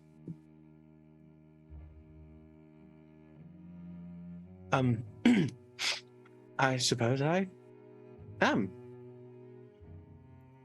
Mom told me they weren't much like me out here. That's nice to see. Thank you. And the kid kind of like gets up, brushes himself off, and kind of walks away. But there's a bit of a skip in his step, and Bigby, for the first time in his short life so far, has kind of gotten a nice glimpse that maybe he's not alone. Oh, that's wonderful. And he makes his way back home. Bigby, would you like to narrate your Mask of the Past now, or save that until the dusk phase or the dawn Yeah, phase? I think we can do that now. We'll just get it out of the way. Knock it out. So, narrate a flashback to someone's childhood in which they are showered with love. Then, if you wish, describe how you quiet this part of you. As Bigby walks home, he can kind of feel his heart beating in his chest. There's a sense of warmth there, and a sense of kindness, where he gets a flash of a memory. But it's not him per se, but her memory, perhaps. He sees glimpses of a young girl at a party, an extravagant one at that, just being showered with gifts and love and excitement, and you can only feel the heart pounding in your chest. But the pounding feels old now. It feels weathered, like that was just a lifetime ago. But nonetheless, still a key moment, a key definition in her relationship with her parents, her relationship with her childhood friends who would never grow without her. And now that love sits with Bigby. And he doesn't quiet it down.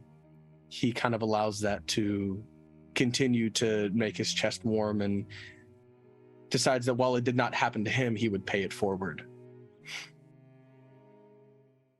Love that. All right. Thank you. Let's answer the paint the scene question about Hargrave House. We're gonna look at the we'll do the music room. I was gonna do the ballroom, but I want to save that for when Meg's around. We'll do the music room. A former hunter in residence once used this room to wrangle a spirit using the power of music. There are still subtle signs of the struggle in this room. What are they? There are burn marks in the wooden God damn it, you stole walls mine. that look like to be shaped like music notes. Oh, okay. Almost. All right, Sam Raimi. Some Doctor Strange shit. Love that.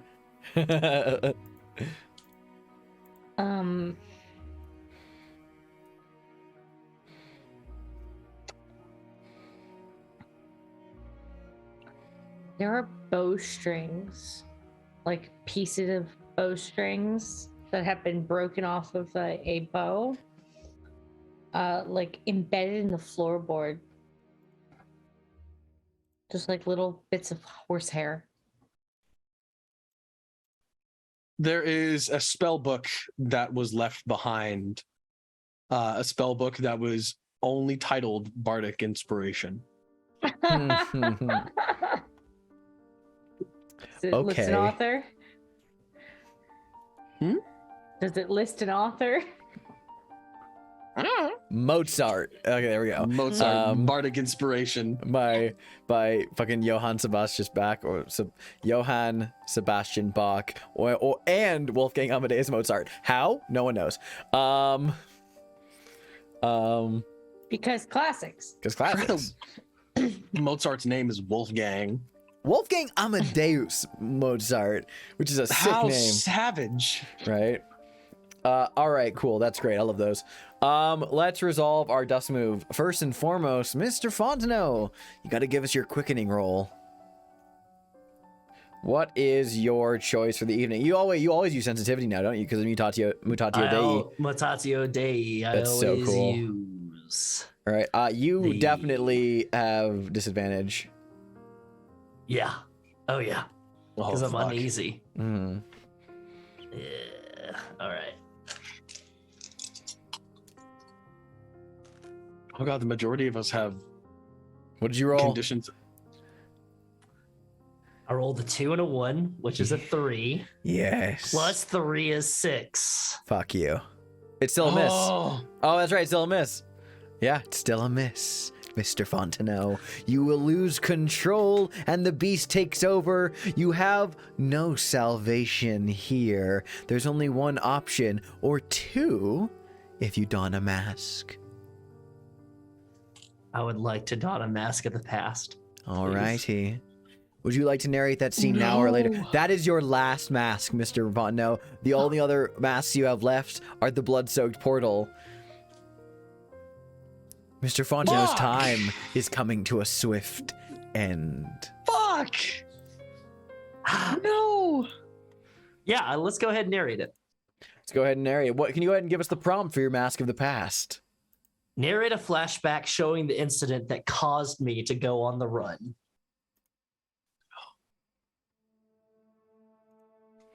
It's a dark and rainy night. After his incident that happened on the way to San Francisco, Ross had become disenchanted with the West. He turned right around, said, let's try Northeast. They might like alligator wrestling in the Northeast. It's something that they might have never seen before. Stopping along the way, he made his way further and further up till he reached the city of New York City, greatest city in the world. Thousands upon thousands of people living on top of each other in squalor. People rich and poor, ripe for the picking for his alligator wrestling show that he had perfected on his way there. He had known all the moves, wowed the crowd. His alligator, Bruce, had just gotten accustomed to the show as well. He just got done doing a show in Central Park. There was another Wild West show with some kind of dandy with a big mustache, shooting plates, wooing women, shooting the feathers off of their caps. And he said, why not join up? Let's do a little bit of wrestling. Let's put on a show for him. That night, Ross was spending time in his bed and breakfast that also had a bar.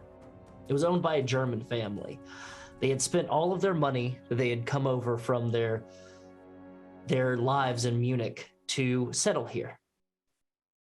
With Prussia and Germany and the kind of ties of what might be what in Bavaria kind of being muddled up, they decided to make a new start. Ross liked them well enough. They were nice. They kept them fed. They had an excellent supply of alcohol. Even the son, a little bit younger than Ross, had a connection with an opium dealer. That night, some sailors, rowdy U.S. naval sailors, came into the bed and breakfast. They'd mistaken it for a whorehouse. They started roughing up the joint a bit, scratching the billiard table, misusing the darts for the dartboard, causing a awful time for those that were just trying to spend their time in a corner and relax, maybe have a pint before heading to bed.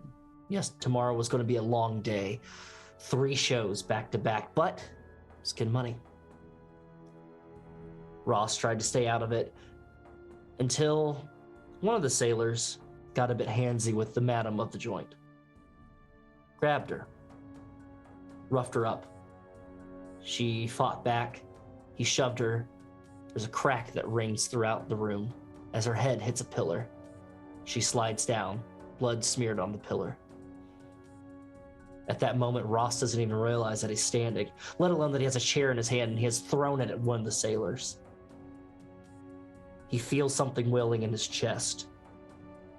A voice speaking out to him saying, yes, yes, your purpose is here. They are worthy of my judgment. Bring them to me. Bring them to the reeds. There's a scene A flurry of claws, tooth, tail. In one swift motion, Ross forgets who he is and changes right there in the middle of this room. Limbs ripped from sockets. Innards spilled on the floor. Bodies strewn about. All that's left is this creature covered in viscera and gore standing in the middle of the room. The madam of the place.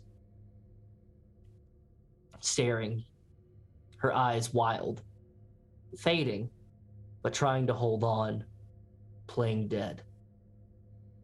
A shot rings out as buckshot gleams off of Ross's back, and he turns and he growls and snarls, and you see the proprietor of the joint, the husband, holding a shotgun. In a string of German, he's yelling at this creature. You see the son and their daughter cowering in the corner. There's a shrill whistle in the distance. You hear clanging of bells. New York City Police Department on their way. Ross, in a flash, confused, not knowing what to do, looks over the scores of dead U.S. naval soldiers, lets out a roar and dives through a window into the street, running, opening up a manhole and getting into the shit-filled sewers of New York City. There he spent 3 days waiting, till finally he gathered up the courage to grab his things and make his way to the docks onto a ship bound to London, England.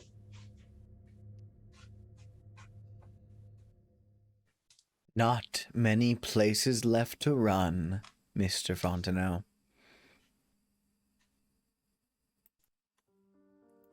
Well then, let us resolve the other moves.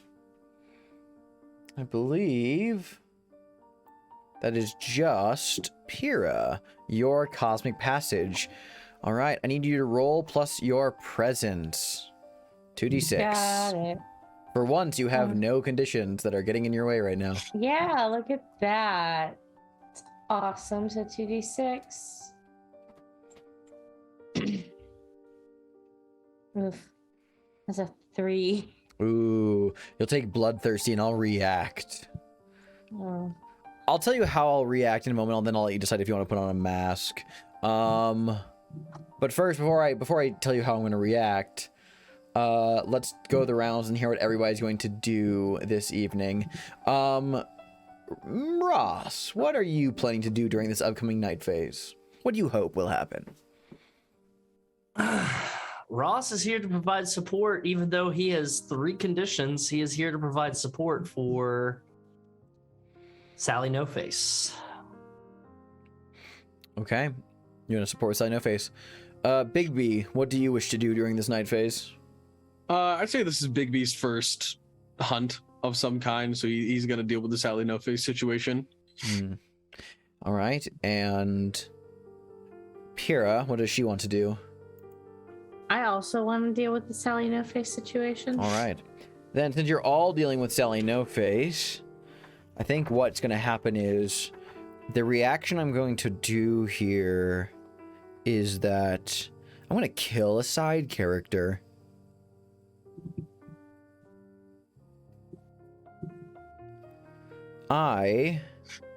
Shit.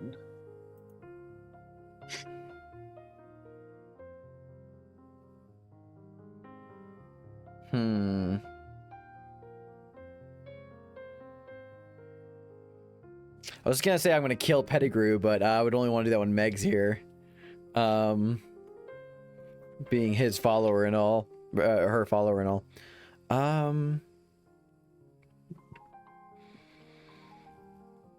Which character do I want to kill? So many options, so many options. You know what I'll do? I'll kill, I'll have Vera Hale, the prostitute who Carly got a lot of information from, is going to be murdered. She will be dead she's now part of the exhibit. She has been murdered this night. And so, Pyrrha, are you all right with that reality currently happening? Yeah, or... I can live with that.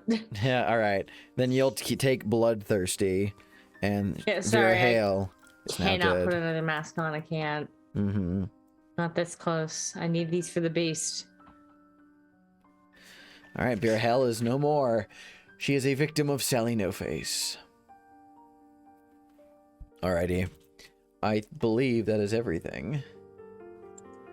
All right. I'm gonna introduce the unseen. So I believe, convinced you were and about just to kill to Phineas. yeah, just to oh, I should have. Well, actually, no, I'm kidding. No, I wanted to kill someone relative to the Sally No Face case, since that seems to be the predominant thing here. I was about to say, Pyrrha wouldn't be going anywhere if that happened. Right.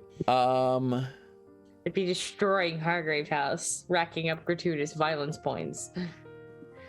And just and we just when we made that answer for Sally No Face, I had the whole complication, but y'all bumped that back up, so it is just you have the opportunity flat. So that mean like it's not dangerous anymore. It's okay. I was gonna add a lot more danger to that scene, but this will be a lot easier. I think we're gonna go into the night phase, and I'm gonna introduce the unseen. All right. Cool. Our unseen is going to be an evening promenade in Covent Gardens. That's the last unseen on the chart.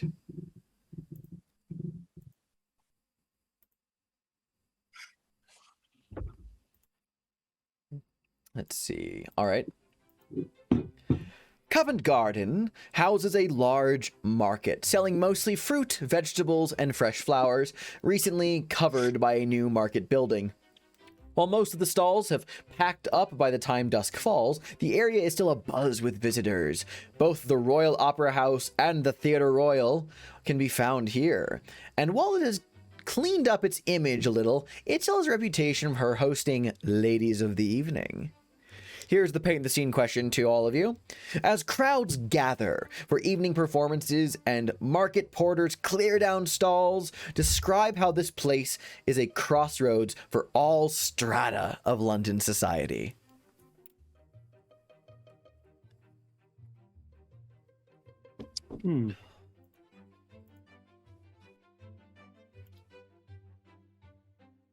Not only do we see those of London high society moving about, making their way to the Opera House and the Theatre Royal, but we also see those that work for those of high society stopping by the marketplace as well. And it's this odd juxtaposition of those that work, that live above, and those that work below, intermingling for once. Those that are running errands that they forgot to run.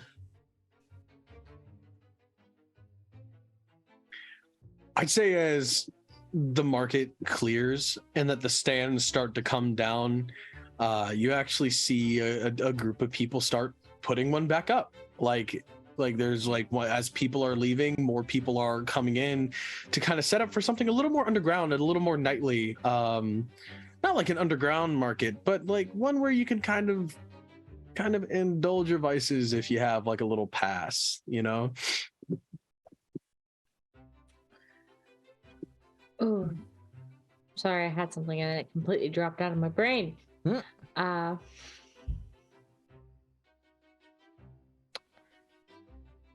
Around the side of the market that borders the theater, as you've seen these high society members mingling their way in, there's a very clear separation of where the high society is and where the actors are.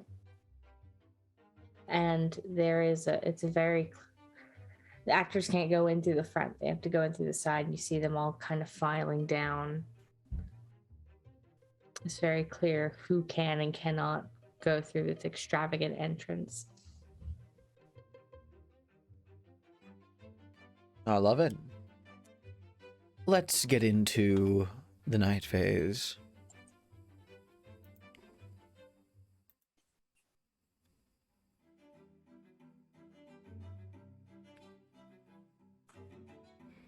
Actually, let's see. Yeah, I'll like this for now.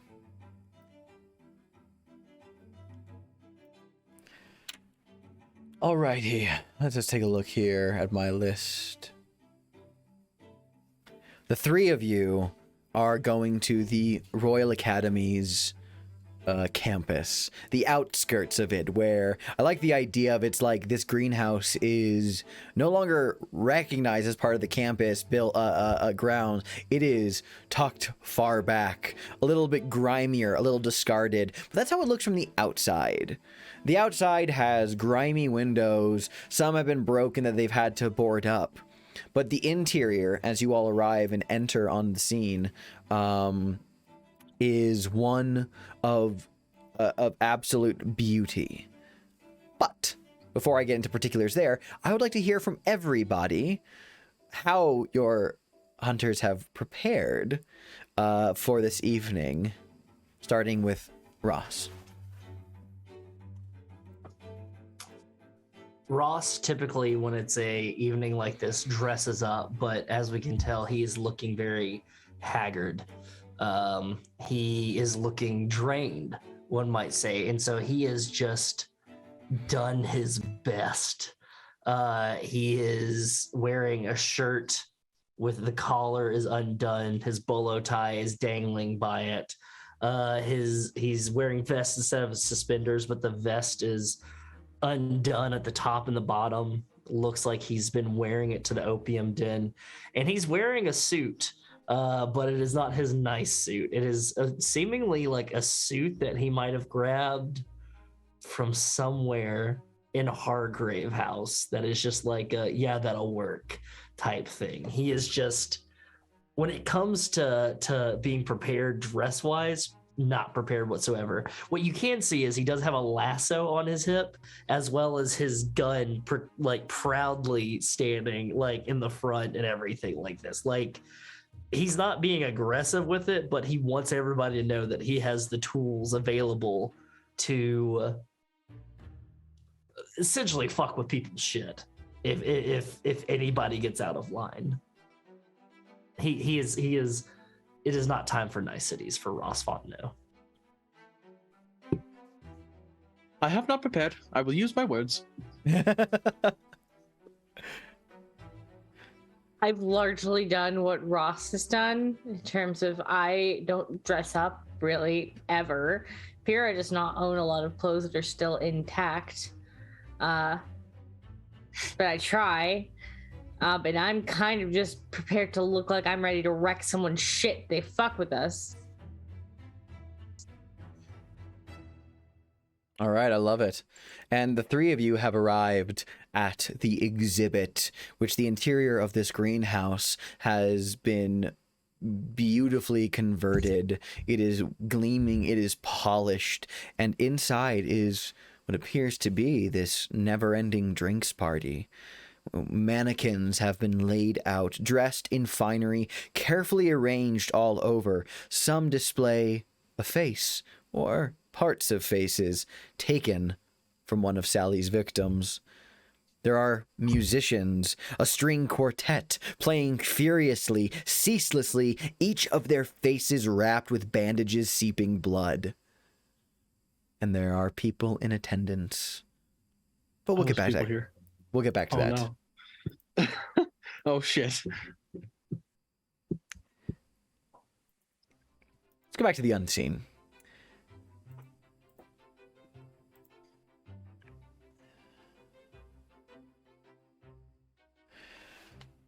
Jordan, would you be so kind as to narrate the second prompt on the unseen?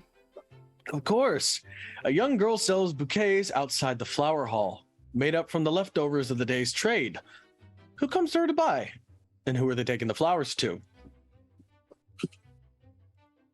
We start off with this scene of a group of three walking in. The man in the front approaches her and very politely asks, I'll take some of the peonies and a little bit of the baby's breath, please. Oh, sure. Would you like a card with that? Oh, of course. Of course. Thank you very kindly. Make it out to Marguerite. Oh, and who is Marguerite? And the man gently places a hand on her shoulder and points across the hall where an incredibly gorgeous and very extravagant woman surrounded by a massive group of people And I just mean massive. Like these people all look high status as well. She was a bit of a childhood sweetheart of mine, so I would love to reintroduce myself. Oh well, good luck with that. That'll be I forgot what British money is. 6 pence, please. A tuppence, just a tuppence. I'll do a tuppence, 2 tuppence, 3 tuppence. You'll get a tuppence. Okay, that's fair. Takes the tuppence, puts it in a little baggie of hers, and then he kind of walks over, prepared and ready to talk to her, to use his words for once. I see that echo that you just did. Fantastic. Let's jump back to the unseen, or back to the night phase. As you are all here in the exhibit, there are people like having drinks here, and here's a paint the scene question for you. What do you see or experience that is beautiful on the surface but entirely artificial underneath? The masks that some of these people don, like, are just absolutely gorgeous to look at. They are encrusted with gems. They're colorful. They're intricately designed. But it's almost as if they've painted, like, the skin of their, like, behind the mask black around their eyes. And it just looks hollow and off. I see. Everyone here just kind of screams new money, where the fortune of their endeavors have gotten them to a point, but they are still not at a certain level of status or comfortability to be able to do things the right way. Therefore, it has led them all here. Very good. In certain areas of this exhibit hall, in these greenhouses overhead, it's almost seemed that the stars are twinkling above. But on closer inspection, you realize that all it is just a sheet, a black sheet that has been hung on the top of this greenhouse. And there are just candles that you can see the flickering light through little holes that have been cut through the sheet. Very almost cool. as a way to simulate twinkling stars. Well, since you're all here, what do you do? I say we should find the doctor. Once we find the doctor, I'll cut the lights and we'll grab him and take him somewhere private. Yes? Do a little bit of let's have a talk here real quick. You hit the lights, then we just bag him and tag him, and then figure out what's going on. Tag him. No tagging, just talking. Yes?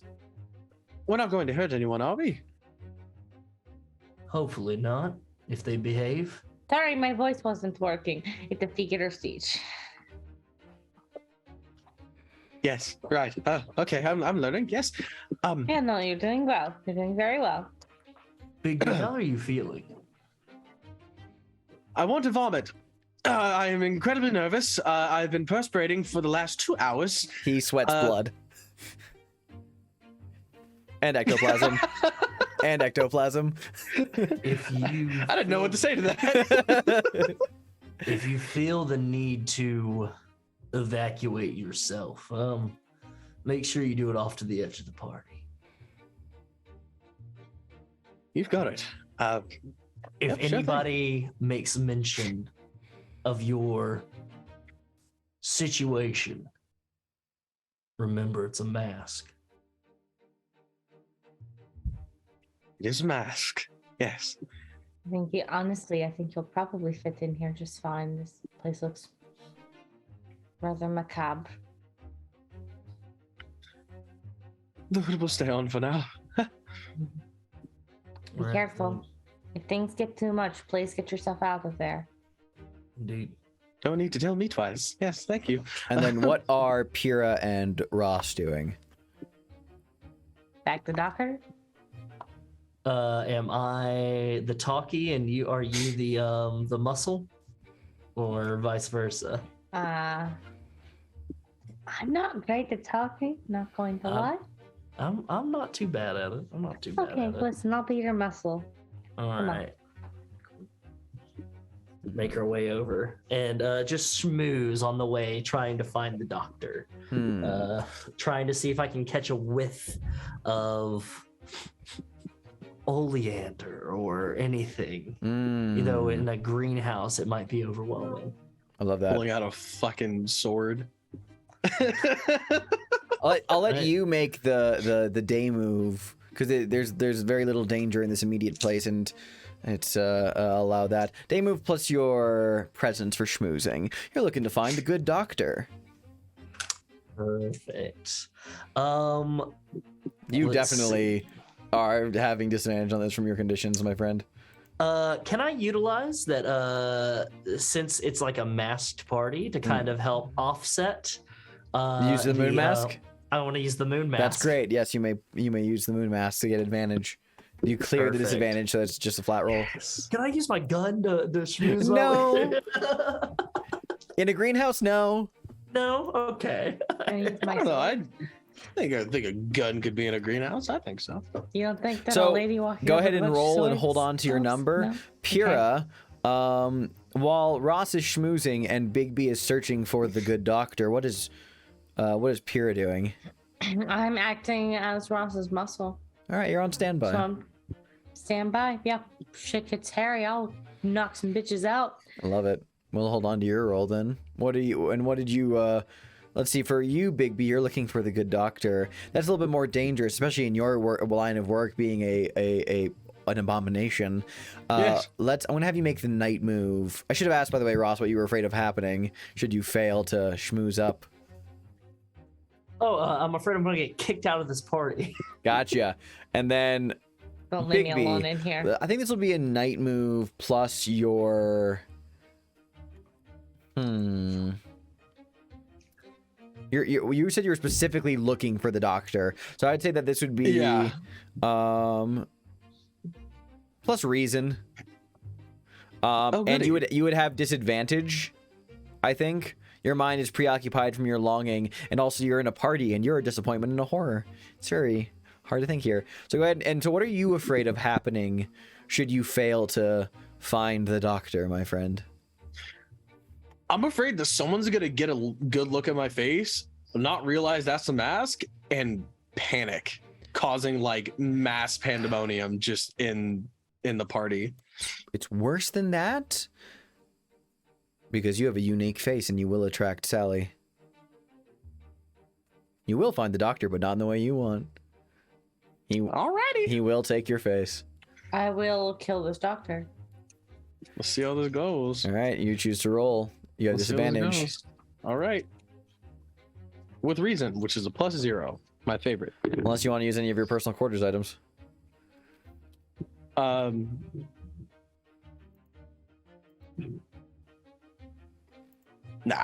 Okay. I don't know. We'll roll with it. So I did get a 7. Okay. We'll narrate the outcome of that in a moment. But let's jump back to the unseen. Let's see. Going back over to Covent Gardens, I think I'm going to have Shelby answer prompt number 3. If you'd like to read that out loud. Oh, okay. What scene of high drama do we see play out on the stages of the Royal Opera House, and how do we see the same tragedies and romances play out on the streets below? So, inside the Opera House, there is this beautiful, compelling, and tragic story of two lovers scorned, their parents hating each other. They can never be together, and so they've opted to run away. The girl has just found she is pregnant, and so they have opted to flee off into the night. And then outside in the market, there is two people who are kind of scavenging what produce was left that was deemed not worth salvaging. The couple, man and woman. Woman is clearly very pregnant. And they each have an armload of produce and old bread. And they're dressed in rags. I love it. Very well. We return.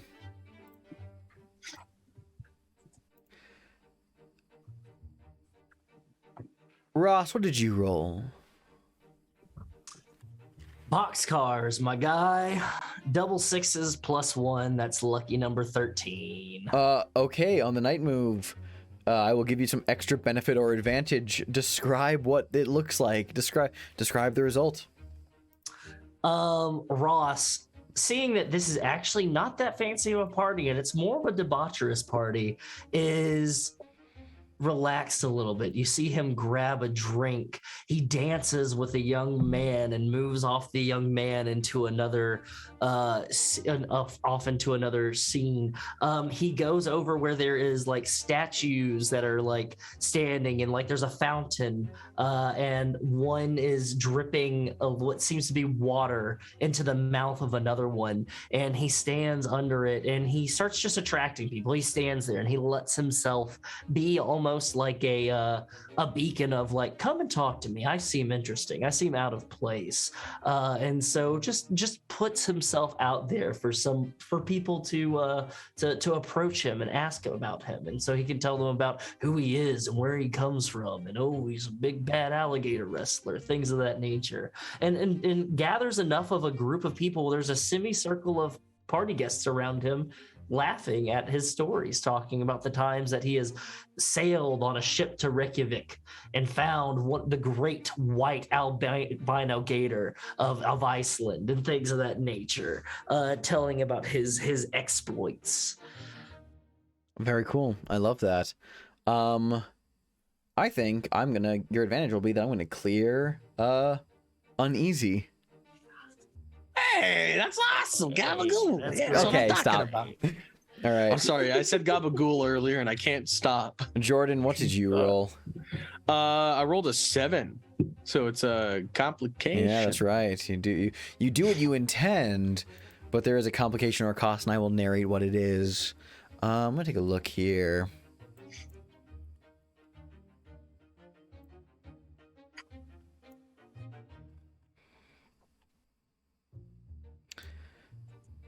I think you'll get a condition here. I feel like that is very appropriate for the stakes we have laid out. Uh-oh. You begin to, as you see Ross schmoozing and laughing and delighting the crowd of these drinking party guests, Pyrrha not too far, arms folded, standing at the ready for any shit that might go down. You are on the lookout for the doctor. And the doctor you do indeed find the doctor, or rather should I say the doctor does find you. And you hear a voice behind you say, I should take off my glasses for this. That is a particularly fascinating mask you're wearing this evening, sir. And you turn around and you see a individual wearing a long white coat that hugs close to the body, wearing black rubber gloves and a featureless wooden mask, holding a scalpel in one hand. Out of the ordinary is what I enjoy. Indeed. It is so incredibly lifelike. Did you harvest your own parts? In a way, yes. Most fascinating. Are you enjoying yourself? I'm certainly having a wonderful time. Yes. And if I may ask, who might you be? Ah, what a sloppy job you did, though. He begins to like scrutinize and look at your facial scars and your neck scars and goes, I mean, I've seen drunk taxidermists handle raw carcass better than this. It is suitable, I suppose, but by God, it is a mess. The condition you're going to get is imperfect. How dare you hurt the puppo's self-esteem? Imperfect. I'd say I don't look that bad, do I? Oh, it is horrid. Absolutely grotesque. But, well, we cannot all be perfect with our hands. I am the host of this party. You may just call me Sally. No face. Yes. Indeed. Are you familiar with my work? I am new to a lot here. Yes. I see. Kind of gestures around with his scalpel and says, I do take quite well to the knife.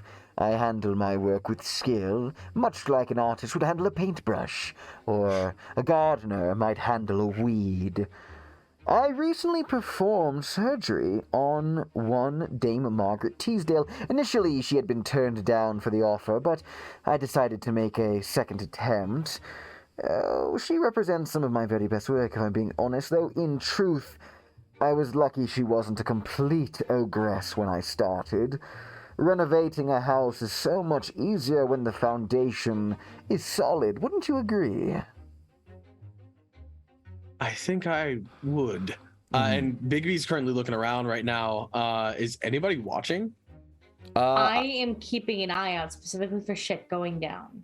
yeah, I think you can see Big B is conversing with someone in surgical garb with a featureless wooden mask that is holding a scalpel, not in a threatening way, just they're currently conversing, it looks like. You notice. I think that both of you, everyone would notice this. But is so everybody like the party everybody or everybody is just like the Hargrave House. Just Hargrave House notices. Baby's gonna grab him. He's gonna like hand on face, arm around body, just kind of like whoop, and then like disappear.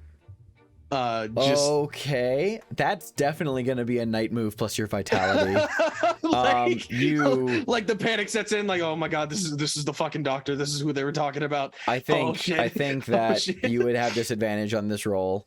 I think your conditions would get in the way of that. That's fair. What are you afraid of happening here? Should you fail to bag him?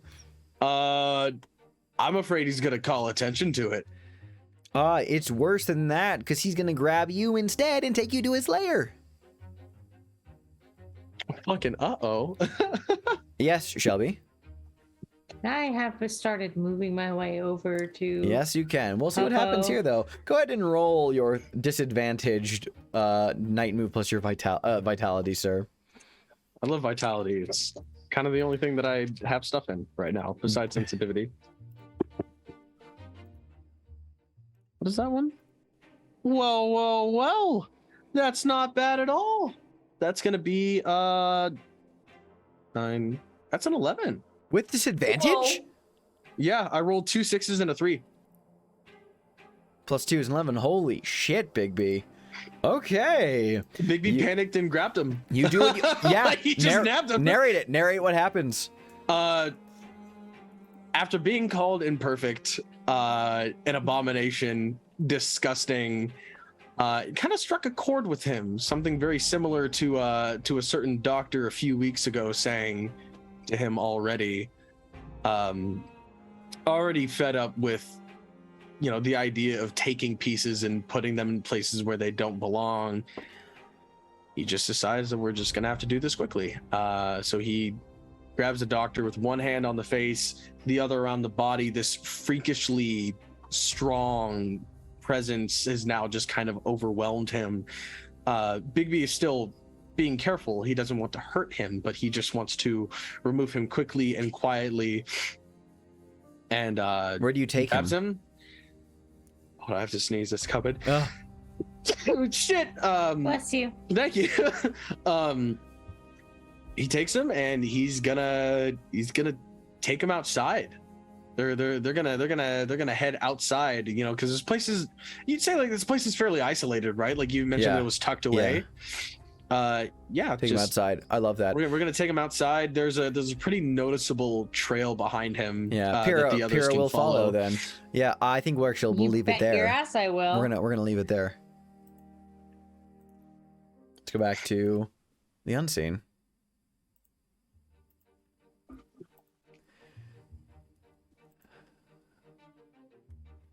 Wes, I'd like you to answer prompt number 4. In a gin place, Palace. in a gin palace. Later in the evening, sex workers and actors sit side by side, enjoying a drink after a busy night. How do we see the kinship they feel for each other?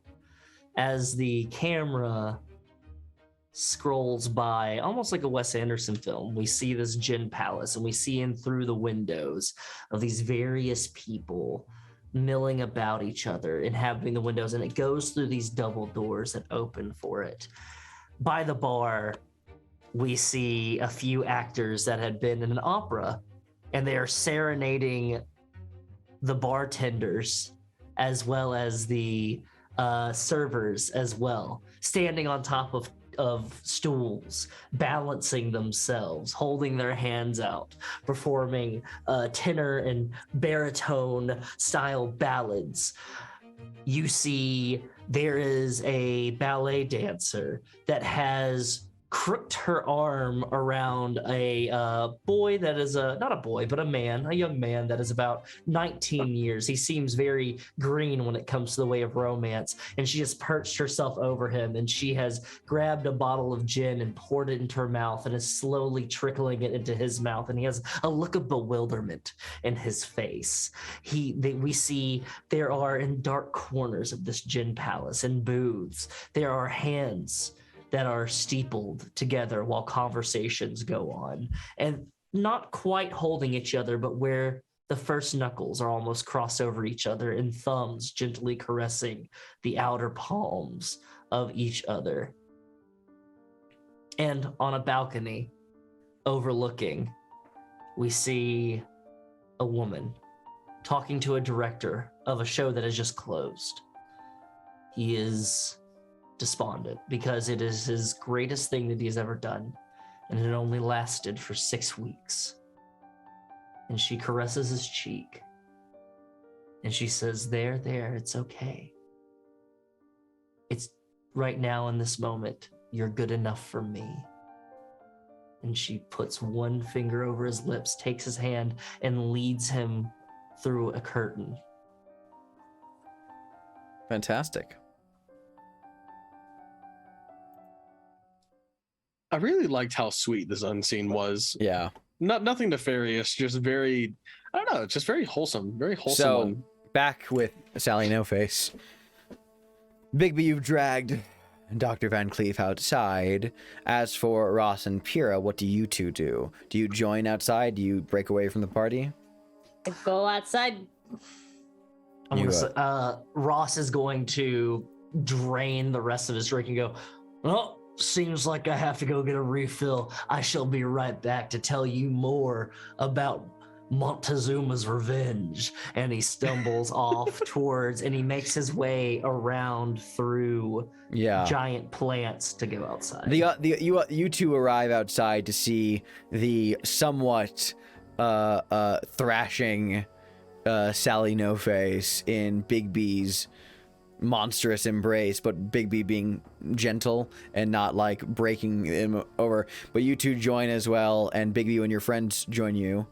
You release the doctor. He stumbles and falls, and the mask slips off the face, revealing the parted down the middle hair of Dr. Alexander Van Cleef as he looks up at the three of you and goes, I think you've made a terrible mistake.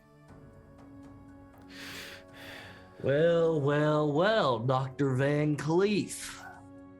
We meet again. Ah, the American oath. What exactly are you going to do? Make it sound like you've got men hidden everywhere. Is that what's going on?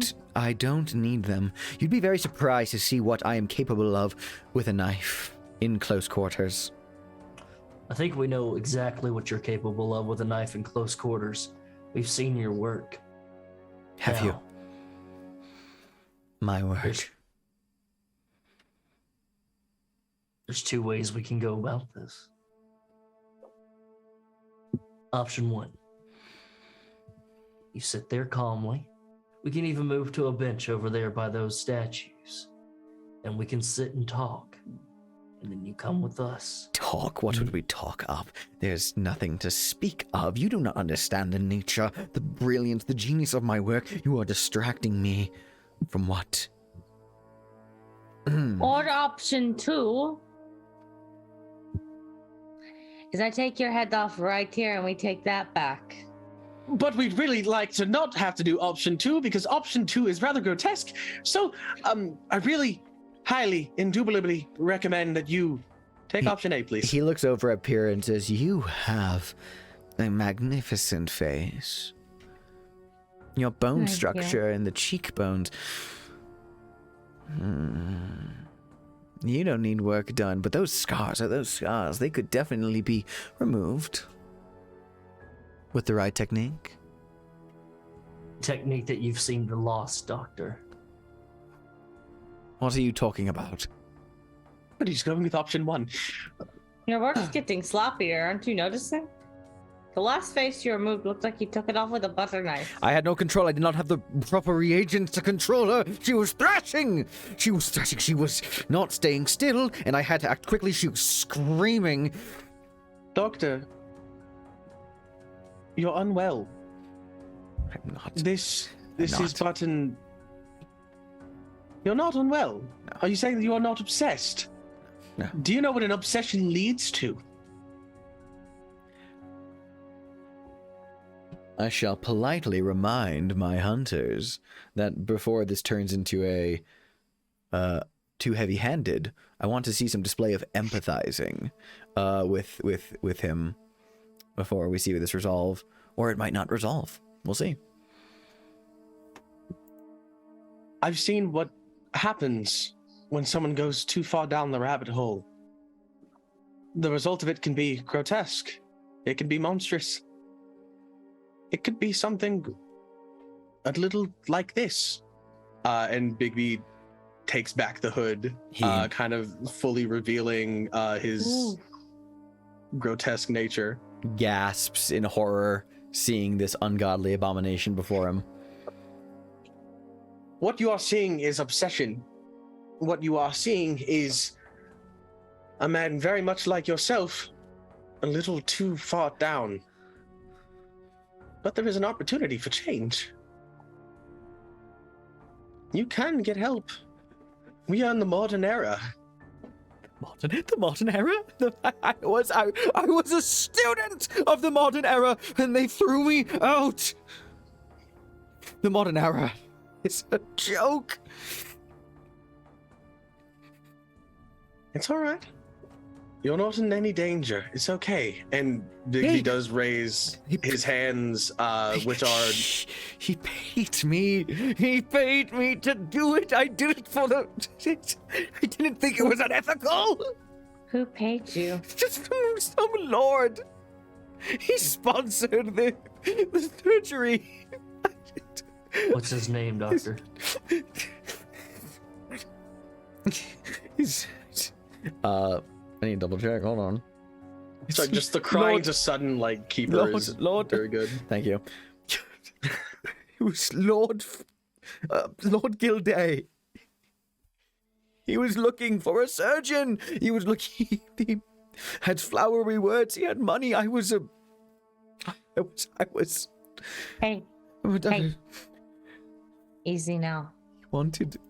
He wanted to see the extremities, the extremes. Cosmetic surgeries could go to revolutionary. He brought me I didn't know it was an asylum inmate who was... I didn't know.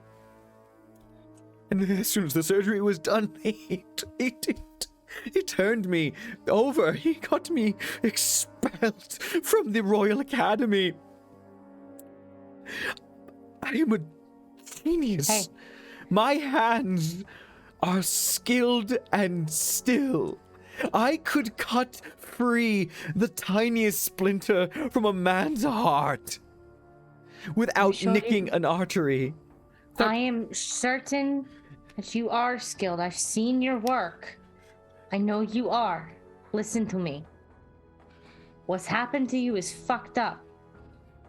And if you want, I can help you see it looked into and see the proper justice given. But you need help. Do you not see what you're doing? This is not medical. You are not helping these people. These people are being killed. You are harming them. You are ending their lives. Don't doctors take an oath? Their lives were sad. They are beautiful, sad people, and I take their beauty and I give it to others. It's not your decision, Doctor. Just The like it doctors wasn't not Lord.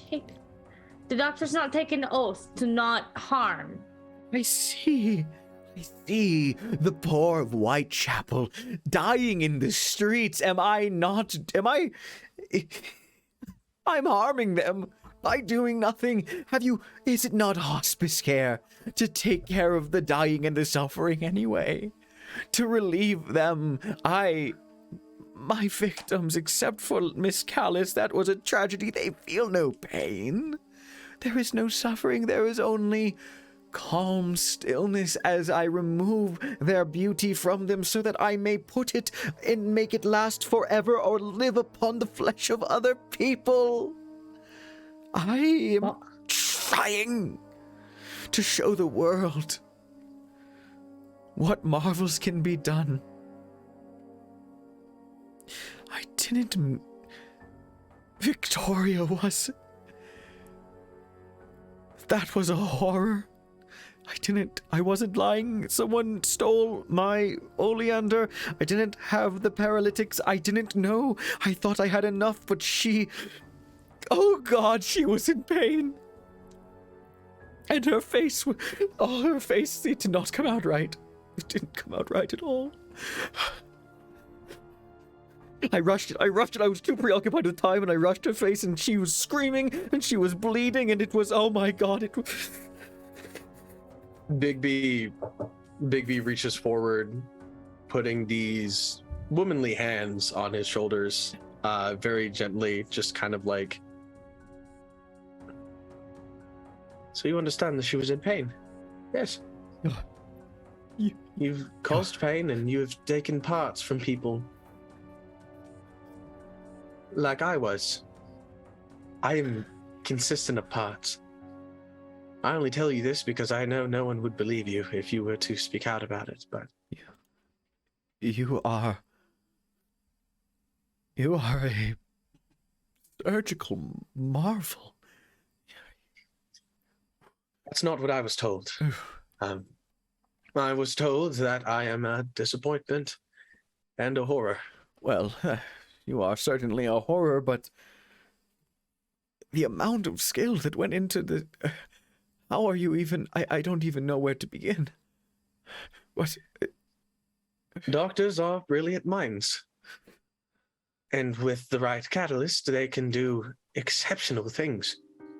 And Bigby brings him in for a hug. Just a very warm embrace. Doctor, I think you know what you have to do.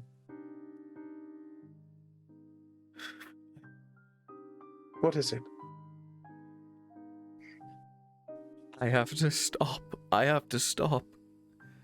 This has gone too far. It's okay. It is okay.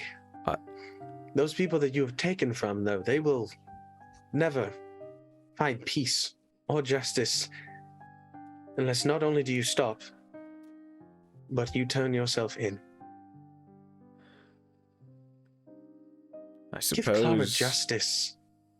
I suppose I have nowhere else to go. I'm against the wall. My medical career is in shambles, and if I'm caught before I turn myself in, I will surely be hanged. Yes, no, you are of course right. This must stop. This must come to an end. I must turn myself in. He looks over to you, Ross, and he says, the way you harassed me at my office. You knew one of my victims? Ross the entire time has been clenching Clara's pressed flower book tightly, white-knuckedly.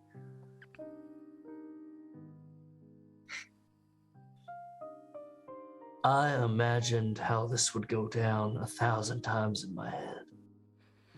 Me removing your face with my own hands, putting it on upside down, or maybe just tilt it ever so lightly to the left.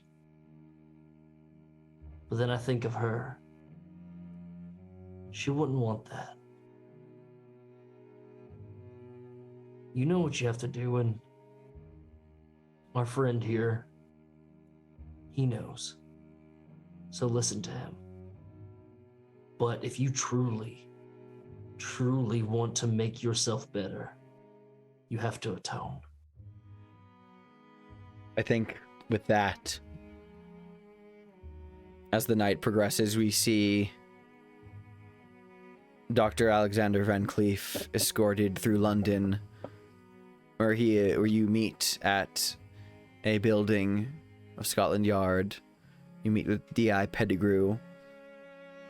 Dr. Van Cleef turns himself in, and as they take him away to a cell, he looks over his shoulder at you, Ross, Pyrrha, and in the shadows across the street outside, one Bigby, he looks at you, Ross, and he says, for what it is worth,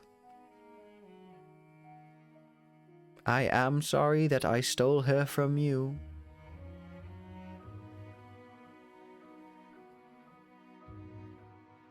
Her beauty was already enjoyed by another, I see.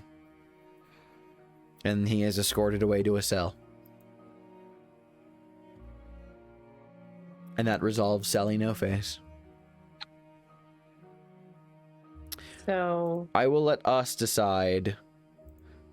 Should we resolve the rewards of this threat now, or shall we wait for Meg to be here?